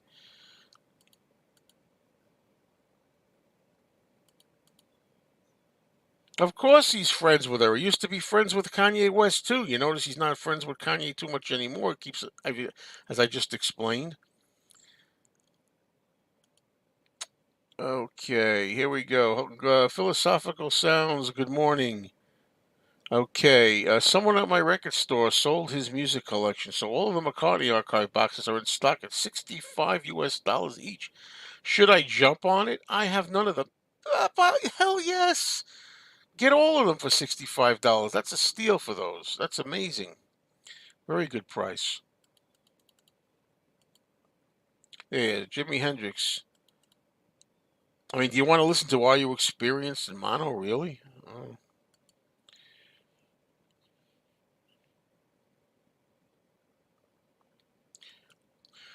Okay, so I don't I don't know if I like that or not. Maybe I'll listen to Simon and Garfunkel in mono then. Like I said, there's different. Some things I like in mono, some things I like in stereo.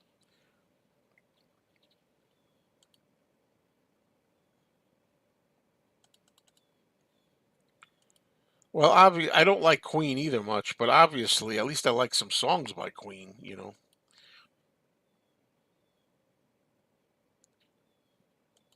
There was stereo in the 50s. Well, yeah, but it was kind of weird stereo. And I see Lynette's having a laugh there.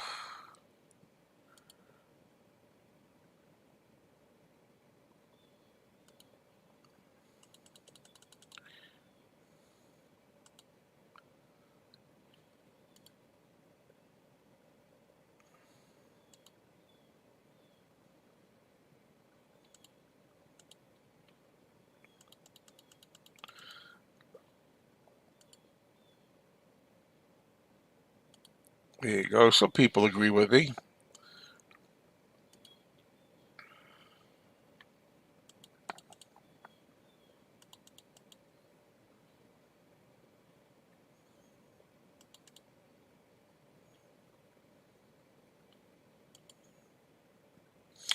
Elliot says, I think Beatles for Sale in stereo wins the mono versions are muddy. I agree. I think that Beatles for Sale in stereo is actually quite good. There's an example. I like that better. Yeah.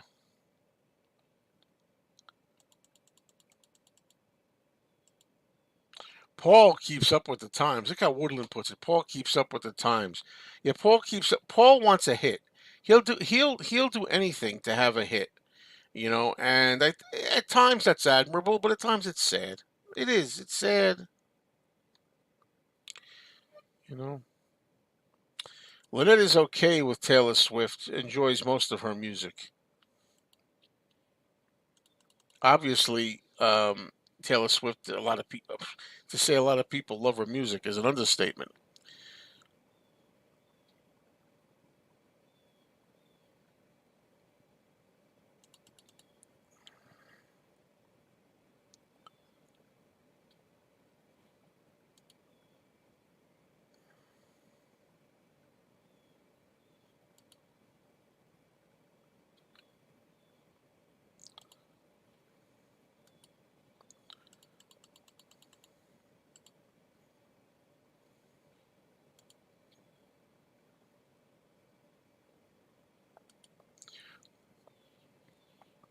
Yeah, exactly. Same thing happened with me. It was frustrating because okay, Taylor Swift is huge.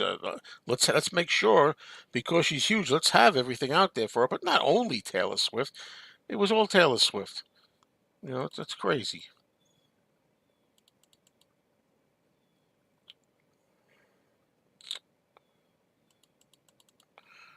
No, I'm not really a big Queen fan, but I do like songs. My favorite Queen song is probably I think it's called "My Best Friend" is probably my favorite Queen song. But I like a few Queen songs. I'm just not big on Queen at all.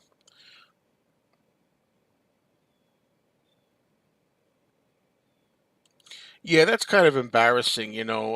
Paul has a number one with that song. What was it? 4 or 5 seconds. Oh, that's a Paul number one. It's not a Paul number one. That's not a Paul number one song. 4 or 5 seconds any more than Get Back was a Billy Preston number one. You know.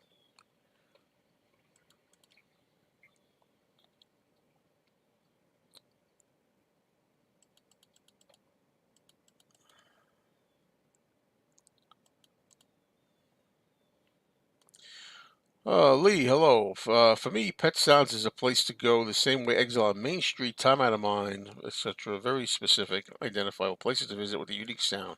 You either want to go or you don't. But I like to go to a place where it's comfortable, not a place where I'm not enjoying it. Just me.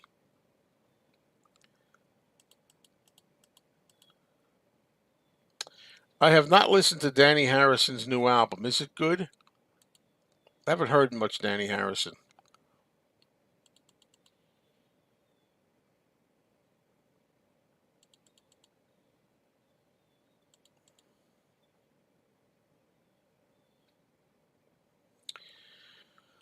Jack Daniels, I didn't know about that, honestly, to tell you the truth. I didn't realize that about Kanye West. But there's other people right now that are making a hell of a lot of it. I don't want to go here. The kind of rants you're talking about, I'll just, rather than say it here, I'll just respond to your comment. A lot of people right now are on the side being very much that A word, anti, etc. A lot of people right now are being that, and nobody's saying anything. Why? Why not? I don't. I certainly don't condone that, but a lot of people are doing that right now, and it's wrong. It's wrong when anybody does it.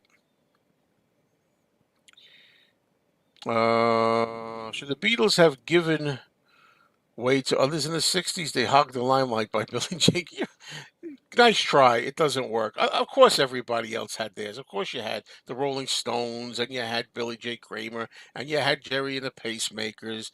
Are you serious? You had the Kinks. Everybody. You had the Who. Of course, it wasn't just the Beatles. Of course, it wasn't. That's silly. There's no comparison there at all.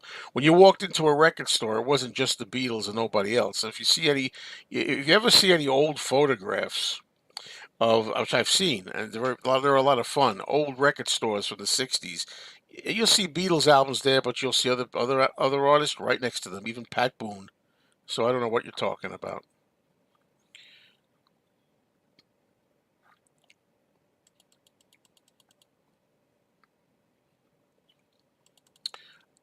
Tom, I'm not that into the Moody Blues actually. tell you the truth. Again, I know they're like the biggest songs, and that's about it for me.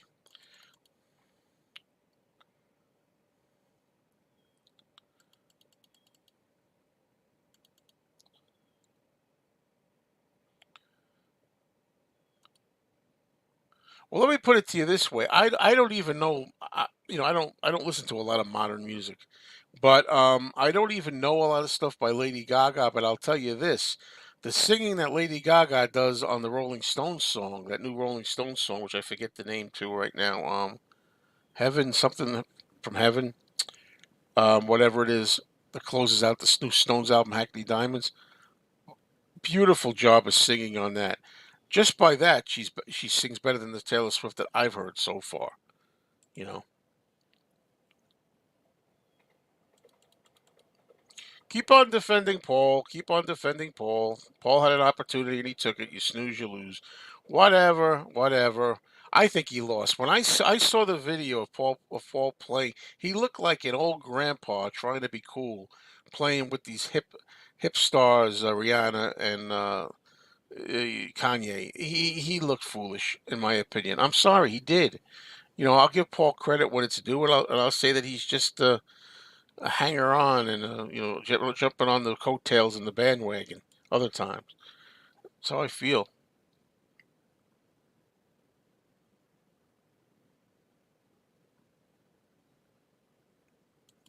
Yeah, help also. I'll give you that with help also. I had to have my local Target hold the Beatles red and blue CDs when I went there to see if they were any in the back. They do that. I've heard stories about that. If you ever go to a Target store and they don't have it, yeah, ask them to look in the back. Because a lot of times the records are in the back, and that's just so silly that they don't even know they have them. They don't even know they have them.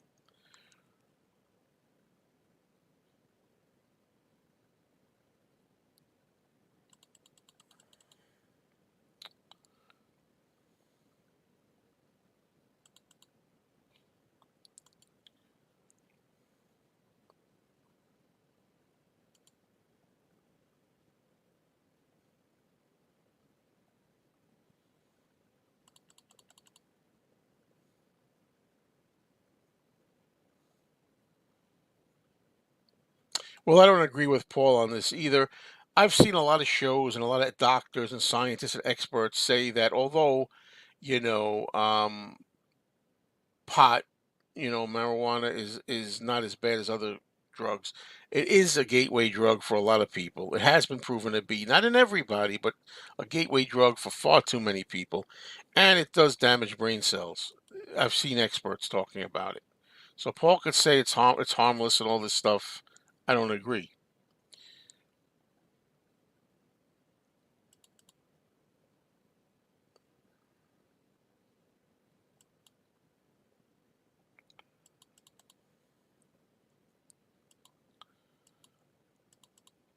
Okay.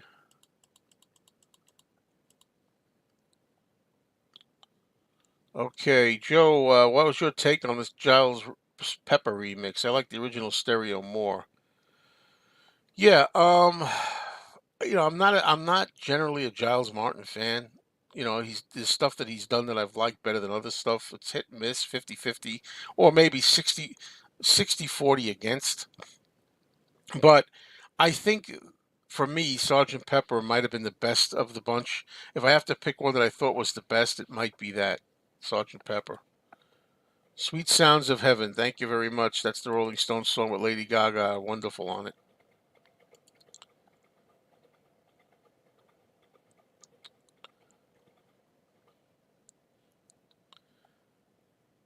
It went to number one. Are we talking about 4 or 5 seconds? What the hell does it have to do with anything in this case? Yes, Kanye West and Rihanna were very popular at the time, so it went to number one. Paul just happens to be on it. Was he play bass? It's pathetic that Paul had. I think it's pathetic. I'm sorry. I'm going to stick to my guns on it. And if you could be more objective about your love for Paul, you'd say it's embarrassing. It's embarrassing to see him there playing bass, trying to like get in with Rihanna and Kanye because it's cool and it's hip and it's now and everything like that. And yeah, it became number one, but that I wouldn't want to earn a number one that way. I would rather one of my own songs and one of my own performances and vocals became number one, you know?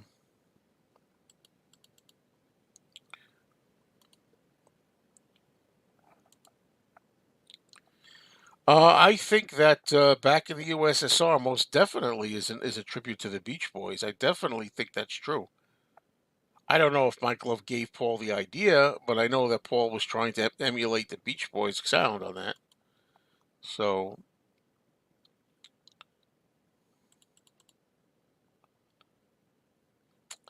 never. I never listened to the Who's Tommy all the way through, but I have it. Hey, let's get in that new house one day. Let's get into that house in a couple of years from now where I have a beautiful system and I can play vinyl better.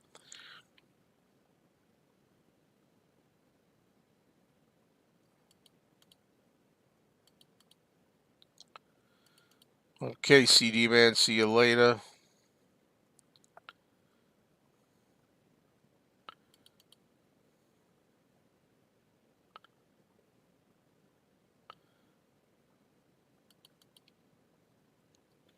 Look, I'm going to trust Martin. Martin says back in the 60s, the Beatles dominated. It happens. Trust me, they get 90% of the attention, and I'm glad of that. There's no way you're going to have me believe that in the 1960s, the Beatles dominated the stores and there was no other artists there. You walk in and it was just the Beatles on a rack and they didn't stock anybody else. Baloney. Baloney. That's just not true. That's not a fact at all. It's fiction. And there are photos to prove it. There were a lot of photos of stores back in the 60s that crop up from time to time, and the walls are full of artists other than just the Beatles. But I have proof in my video where you walk into Target and there's a thing that says Taylor Swift, and it's a big display, and it's only Taylor Swift.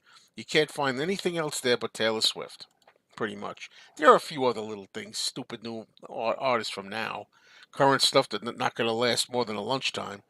But you know, generally speaking, it's all about her today.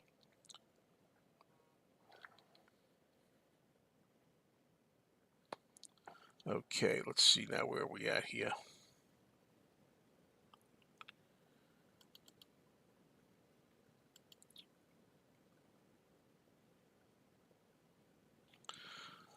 But here we go again. Every generation has their music. I like when people get, I don't blame you back bacon and beer, but people do this all the time. They try to learn you a lesson. Every generation has their musical idols. Frank Sinatra the 40s, Elvis the 50s, the Beatles the 60s, Elton John the 70s, Springsteen, and blah, blah, blah, blah. Lady Gaga, Madonna, Taylor Swift. Okay, but Frank Sinatra is still an icon. Elvis is still an icon. The Beatles, Elton John, Springsteen. I just don't see it. We'll see. Hey, look, time will tell, right? Hey, prove me wrong. I mean, I'm not going to be here much more than, I hope I'm here a long time, but I don't expect to be here more than 30 years at the best. But I'll guarantee you in 20 years, nobody's going to be remembering much or talking about Taylor Swift. Now, it's not to say I'm sure they'll remember the past. Like people remember Madonna. People say, "Oh, Madonna, I loved Madonna. Madonna was great. I love Madonna." People will tell you in the '80s and the '90s, Madonna was Madonna, Madonna, Madonna. She's still like an icon in that way, but I don't think Madonna's going to have a number seven hit in the U.S. or a number one hit in the UK in another 30, 40, 50 years. I don't think so. I could. Hey, look. As for as long as I'm here, I want you. You'll be able to prove me wrong. Okay, as long as I remain here.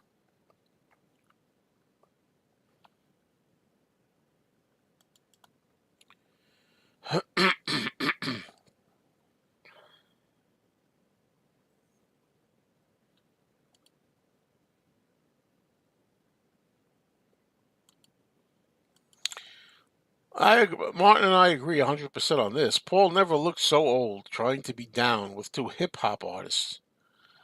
Yeah, really.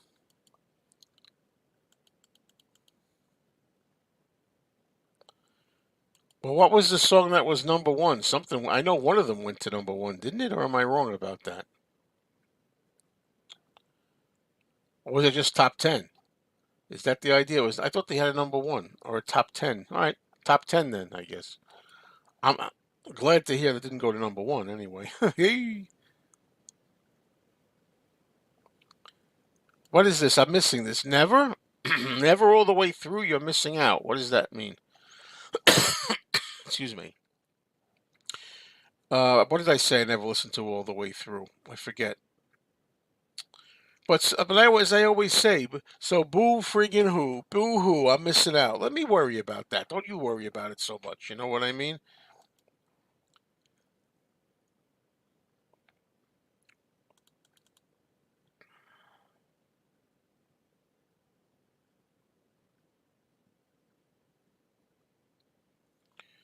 Which album are we talking about? I'm lost already. Hey Jen, try playing all Bob Dylan's albums all the way through. You might like something. You might be missing something. Try all of Bob Dylan's albums all the way through. You never know. Listen to Infidels. Listen to Bringing It All Back Home. Listen to Freewheelin'. Listen to Highway 61 Revisited. All the way through. I love a little smile on my face. I just love it. It's fun.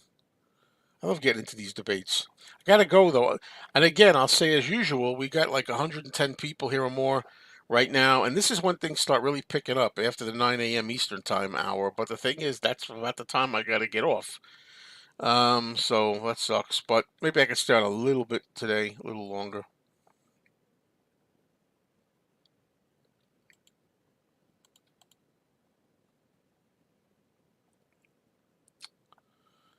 Uh,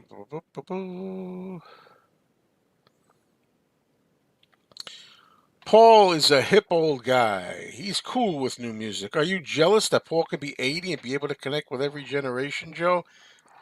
I think I connect with a lot of generations here, so I'm not jealous. But anyway, be that as it may, no, he looks foolish. He looks stupid. I'm sorry. That's how I feel. We don't have to agree. We could agree to disagree. You can have your view and mine. I think he looks ridiculous. He doesn't connect. He doesn't connect with those artists. He doesn't fit rap and hip hop and Rihanna and Kanye at all. Okay, and to me, he just looked ridiculous, and that's my opinion on it. There you go.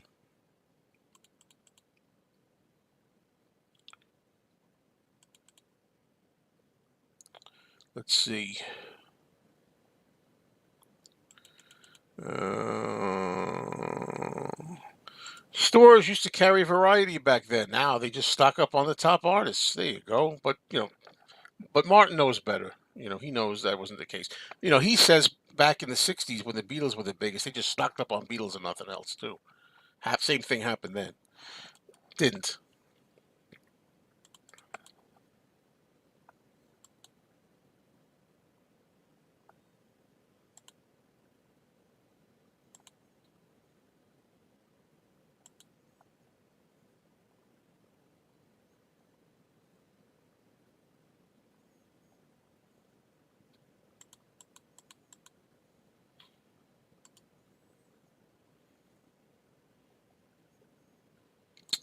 Finally, I received the red and blue album box. It's a pity they didn't shrink wrap the vinyl itself. They never do that in box sets.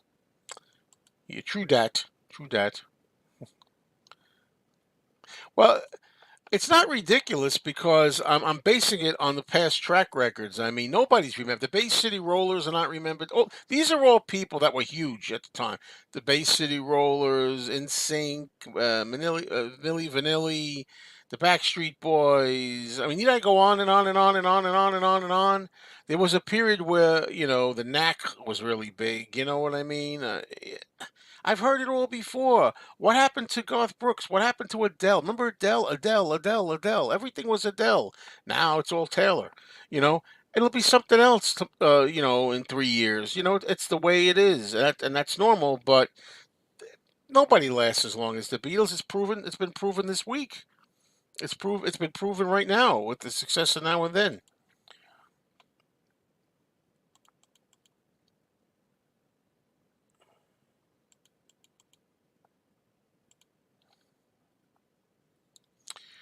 I love this too. Paul does what he wants. Who's saying Paul doesn't do what he wants? Who is saying that Paul doesn't do what he wants? That doesn't mean that just because he wants to do something and does it, that I think it's a good idea, or I think he doesn't look. I don't think he looks stupid. You're doing it. I don't understand. When people say that, that's an old tactic that people use. Old tact. They say, "Oh, but he can do whatever he wants. He doesn't have to answer to you. He can do whatever he wants." Of course, he can do whatever he wants, and I can say whatever I want, and I can think whatever I want, and I can feel whatever I want, and anybody else here watching this can think and feel what they want. Isn't that beautiful how it works? I know sometimes we get lost and we think that today there's only one correct way to say things or to think. I realize that, but believe it or not, people can think and feel and what they want, even if they can't always say it. But they can still think it and feel it anyway. There's no getting rid of people yet just for thinking that I know of, but give them time. Well, I've said a lot today, aren't I? I love it. I love feeling. Whoo, if there's any more of this left, very little, but this is going to be ice cold now.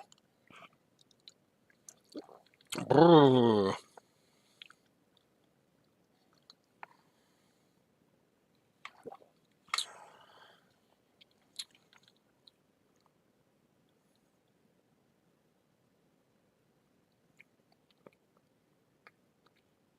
Okay, let's go. Let's see. Taylor will be remembered 50 years from now. You might be right, and I might be wrong. I won't be alive to see that I'm wrong, but we'll see. But I'm betting I don't have to wait 50 years to be proven right. I think it's going to be a lot sooner than that.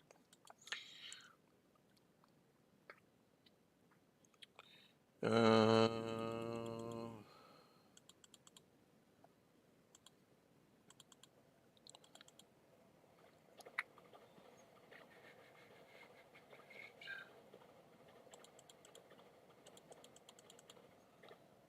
okay. Boy, okay, I'm skipping a lot of things here. When it comes to Paul Simon, I do like Simon and Garfunkel and Paul Simon solo, but I don't individual albums not so much. I mean, I got compilations, negotiations and love songs. What's the other one called? Is it Greatest Hits, etc.? Is that one of his albums titles? I forget.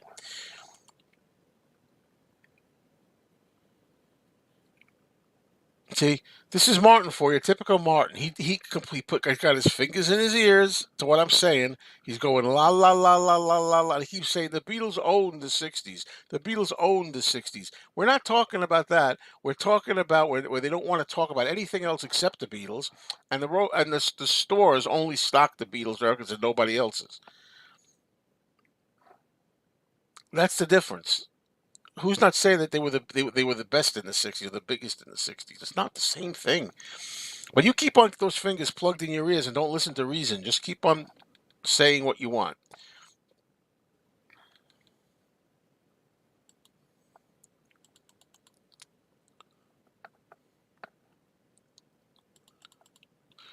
You have to learn something. You have to learn something. This is very important in case you don't know this. This is very important. At this rate, Taylor will have more number one hits than the Beatles in a couple of years. There's two things you have to keep in mind. They're very important. Now, I can smash this comment not once but twice. Number one, the first thing is that the Beatles only recorded for 7 years. Taylor Swift has been recording now for what, 15, since 2006? So Taylor Swift has more time that she's been doing this. So by that's the first thing. So from that we can easily deduct that if the Beatles didn't break up and the Beatles were doing it for 20, 30 years constantly, the Beatles would have way more than they do, right? That's number one. Number two, the way that they calculate Taylor's number one hits is much different than the way they did the Beatles. Back when the Beatles were around in the 60s and they were having their big time, right? The Beatles 60s, they didn't have the internet. They didn't have streaming. They didn't have Spotify, iTunes, all that kind of stuff. Where if they had, all the Beatles songs on every album would be streamed. They'd be streaming all the albums, all of Rubber Soul, all of Revolver, all of the White Album, and the Beatles would have amassed 200 number one hits by that. You see what I mean? So Taylor Swift has the advantage that every song she does on every album can be streamed or can be counted as a number one hit, big hit on the streaming devices. Beatles never had streaming. If they did, they'd have way more than Taylor Swift. I think somebody said, "Am I right about this?" I don't know. I thought I read somewhere Taylor Swift is like 70 something hits or something like that. The Beatles would have had 200, okay? Easy. But that's not how they did it back then. Back then, it was only physical sales. You had to buy the record. You had to go out and pay for the singles. You had to go out and buy the albums. So that means absolutely nothing to me that if she beats the Beatles. Nothing. It means nothing. Or not just Taylor, but anybody. Drake, anybody. Adele, anybody. Whoever they got. Harry Styles. These names. It doesn't matter, Post Malone, Megan Thee Stallion. Doesn't matter because they've all got unfair advantages now that the Beatles didn't have, and they were, and a lot of them are around much longer than the Beatles were. So smash, smash, good try. You can't knock a person for trying. But this is really fun today, folks. But I can't stay on much longer, unfortunately for me. Having a good time.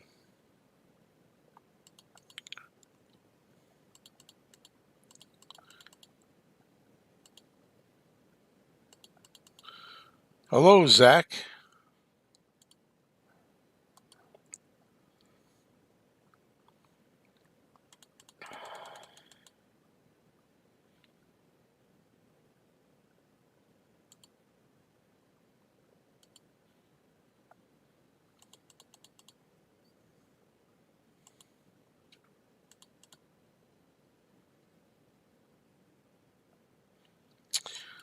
A lot of times, my favorite original Beatles album, believe it or not, is the UK with the Beatles, believe it or not.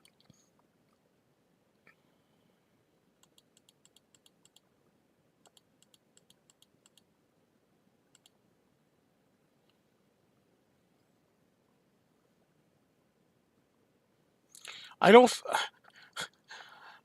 Do you have ears? Are your ears okay? You got to take a Q-tip and get a little wax out of them. I just said Taylor Swift has been around a long time, more than the Beatles. That's another reason why.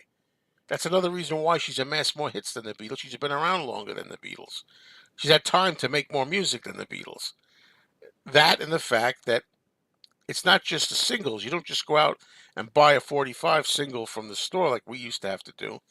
Everything on every song that she ever makes is up for streaming.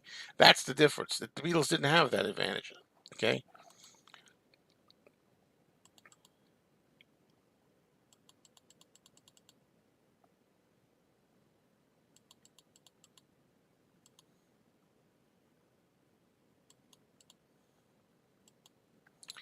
Okay. Yeah, there's some love for Barbara Streisand. Barbara Streisand is an icon and a great singer.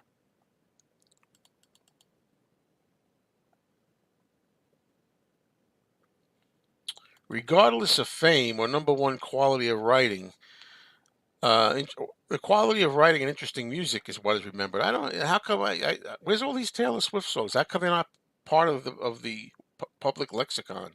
Everybody knows what Yellow Submarine is. Everybody knows what She Loves You, Yeah, Yeah, Yeah is. Everybody knows those kind of things. Everybody knows Here Comes the Sun is. I don't know. Whatever. I don't see it.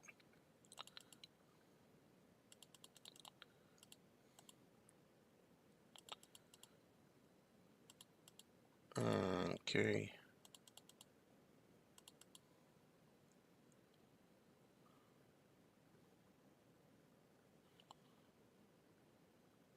That's true. It's mostly a I think it's mostly a girl power thing.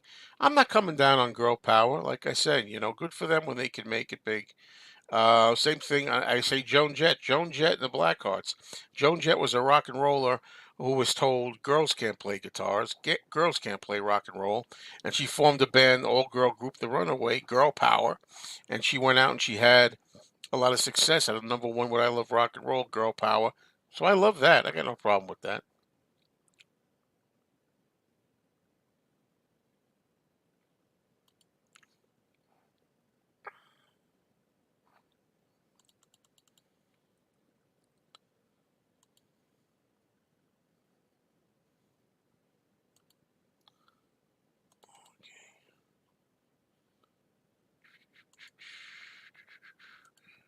Sorry, folks, got to come to an end with this now. It's time to go here. Things really pick up about now, but I gotta go. So let me just do a few.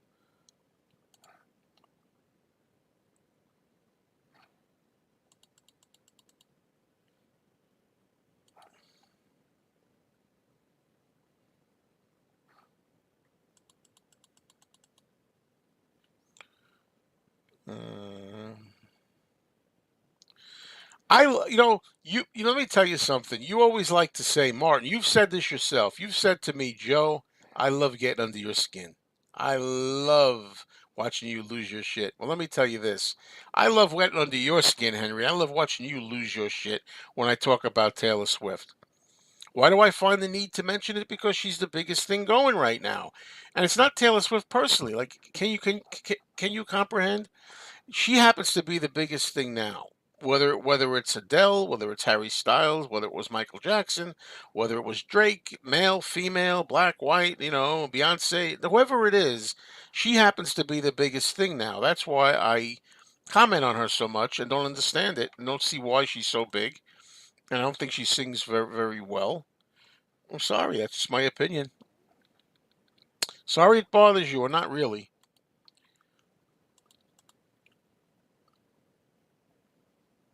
Hmm.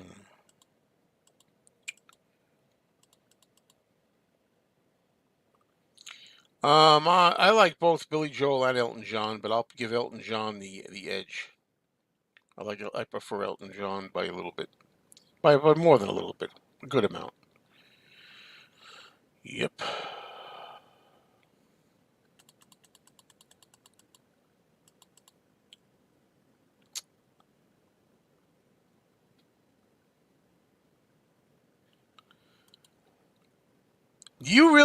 I mean, you can have your opinion, but you really don't think it works. Why doesn't it work? How does it not work?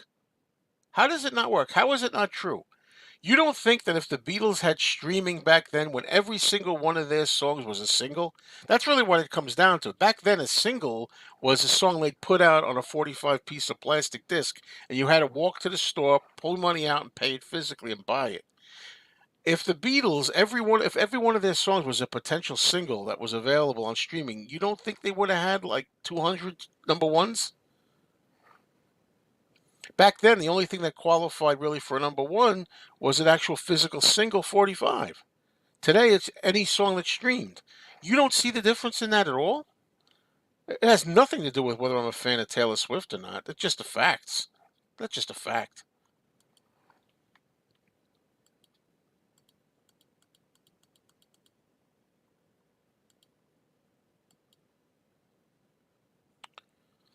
I don't know, but if I made a mistake, I made a mistake. If you try doing this sometime, why don't you do it? Why don't you get a channel going and start doing this? See if you make any brain fart mistakes. See, yeah, you do.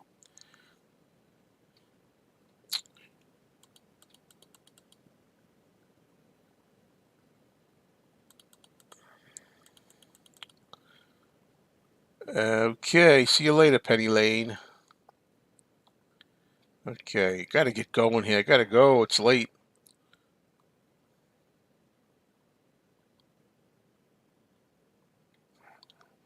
You keep telling yourself whatever you want. I think the Taylor Swift hate is because she's insanely popular and with no damn good reason, from what I can hear. I've heard some stuff. Okay, and yeah, there was 70s and the 60s were like, oh, the Beatles, Louis Armstrong was real music. Yeah, yeah, I know there were, but that's not a point. They were wrong because the Beatles obviously have shown that they're icons. Okay, they were wrong. Our grandparents, or whoever's grandparents or parents, were wrong about the Beatles. They were wrong about Elvis, obviously. They were too old to appreciate it. Okay?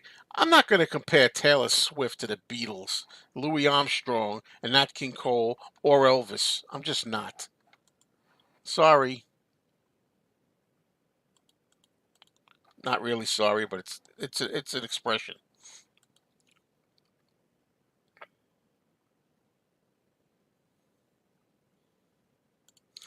That's exactly it.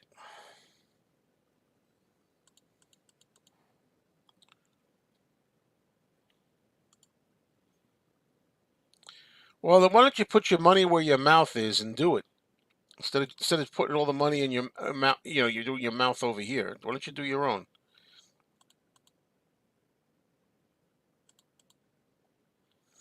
You can call it raising blood pressure. I feel good. It's exercise. Like when you work out, it feels good to me. You can call it blood pressure raising. I call it feeling invigorated. I just feel good. It's like a workout. I love it.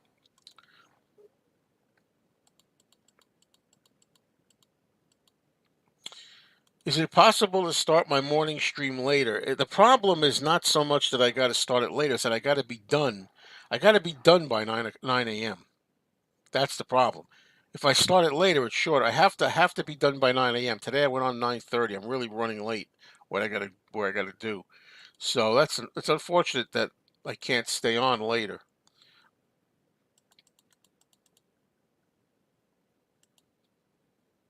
Okay, so I'm gonna go now. That's enough. Gotta go. Uh, the whole thing is that I called you Henry, so I made a mistake. You too, Martin McGrath. You got a big mouth. Why don't you come up here and use it? I'm using my big mouth. Let's use your big mouth. Come on here and see like if you could make mistakes or not. Anyway, folks, tonight we can have fun doing all this kind of stuff back and forth again. This was really a good invigorated. I feel great. I feel healthier now than I did 2 hours ago. Wow, 2 hours. So I'm gonna go now. Thank you all for being here tonight. I'm gonna be having a Mayo lounge, I hope, where other people are going to be coming up. You know what I mean? Don't give me any money, Henry. Don't do it because people think the only reason I have you here is because you give me money. I need your 99 cents. I need Henry's 99 cents, folks, really bad. Henry, please. I thank you. I thank you very much for all the donations in the past, but I don't have you on here because you give money. I have you on here because you're really into all of this and you're a fan and you watch the channel. That's why. All right, so everybody, there we go. Tonight, 7:15 here, Mayo Lounge. Hopefully it'll be fun. I hope. See you all soon.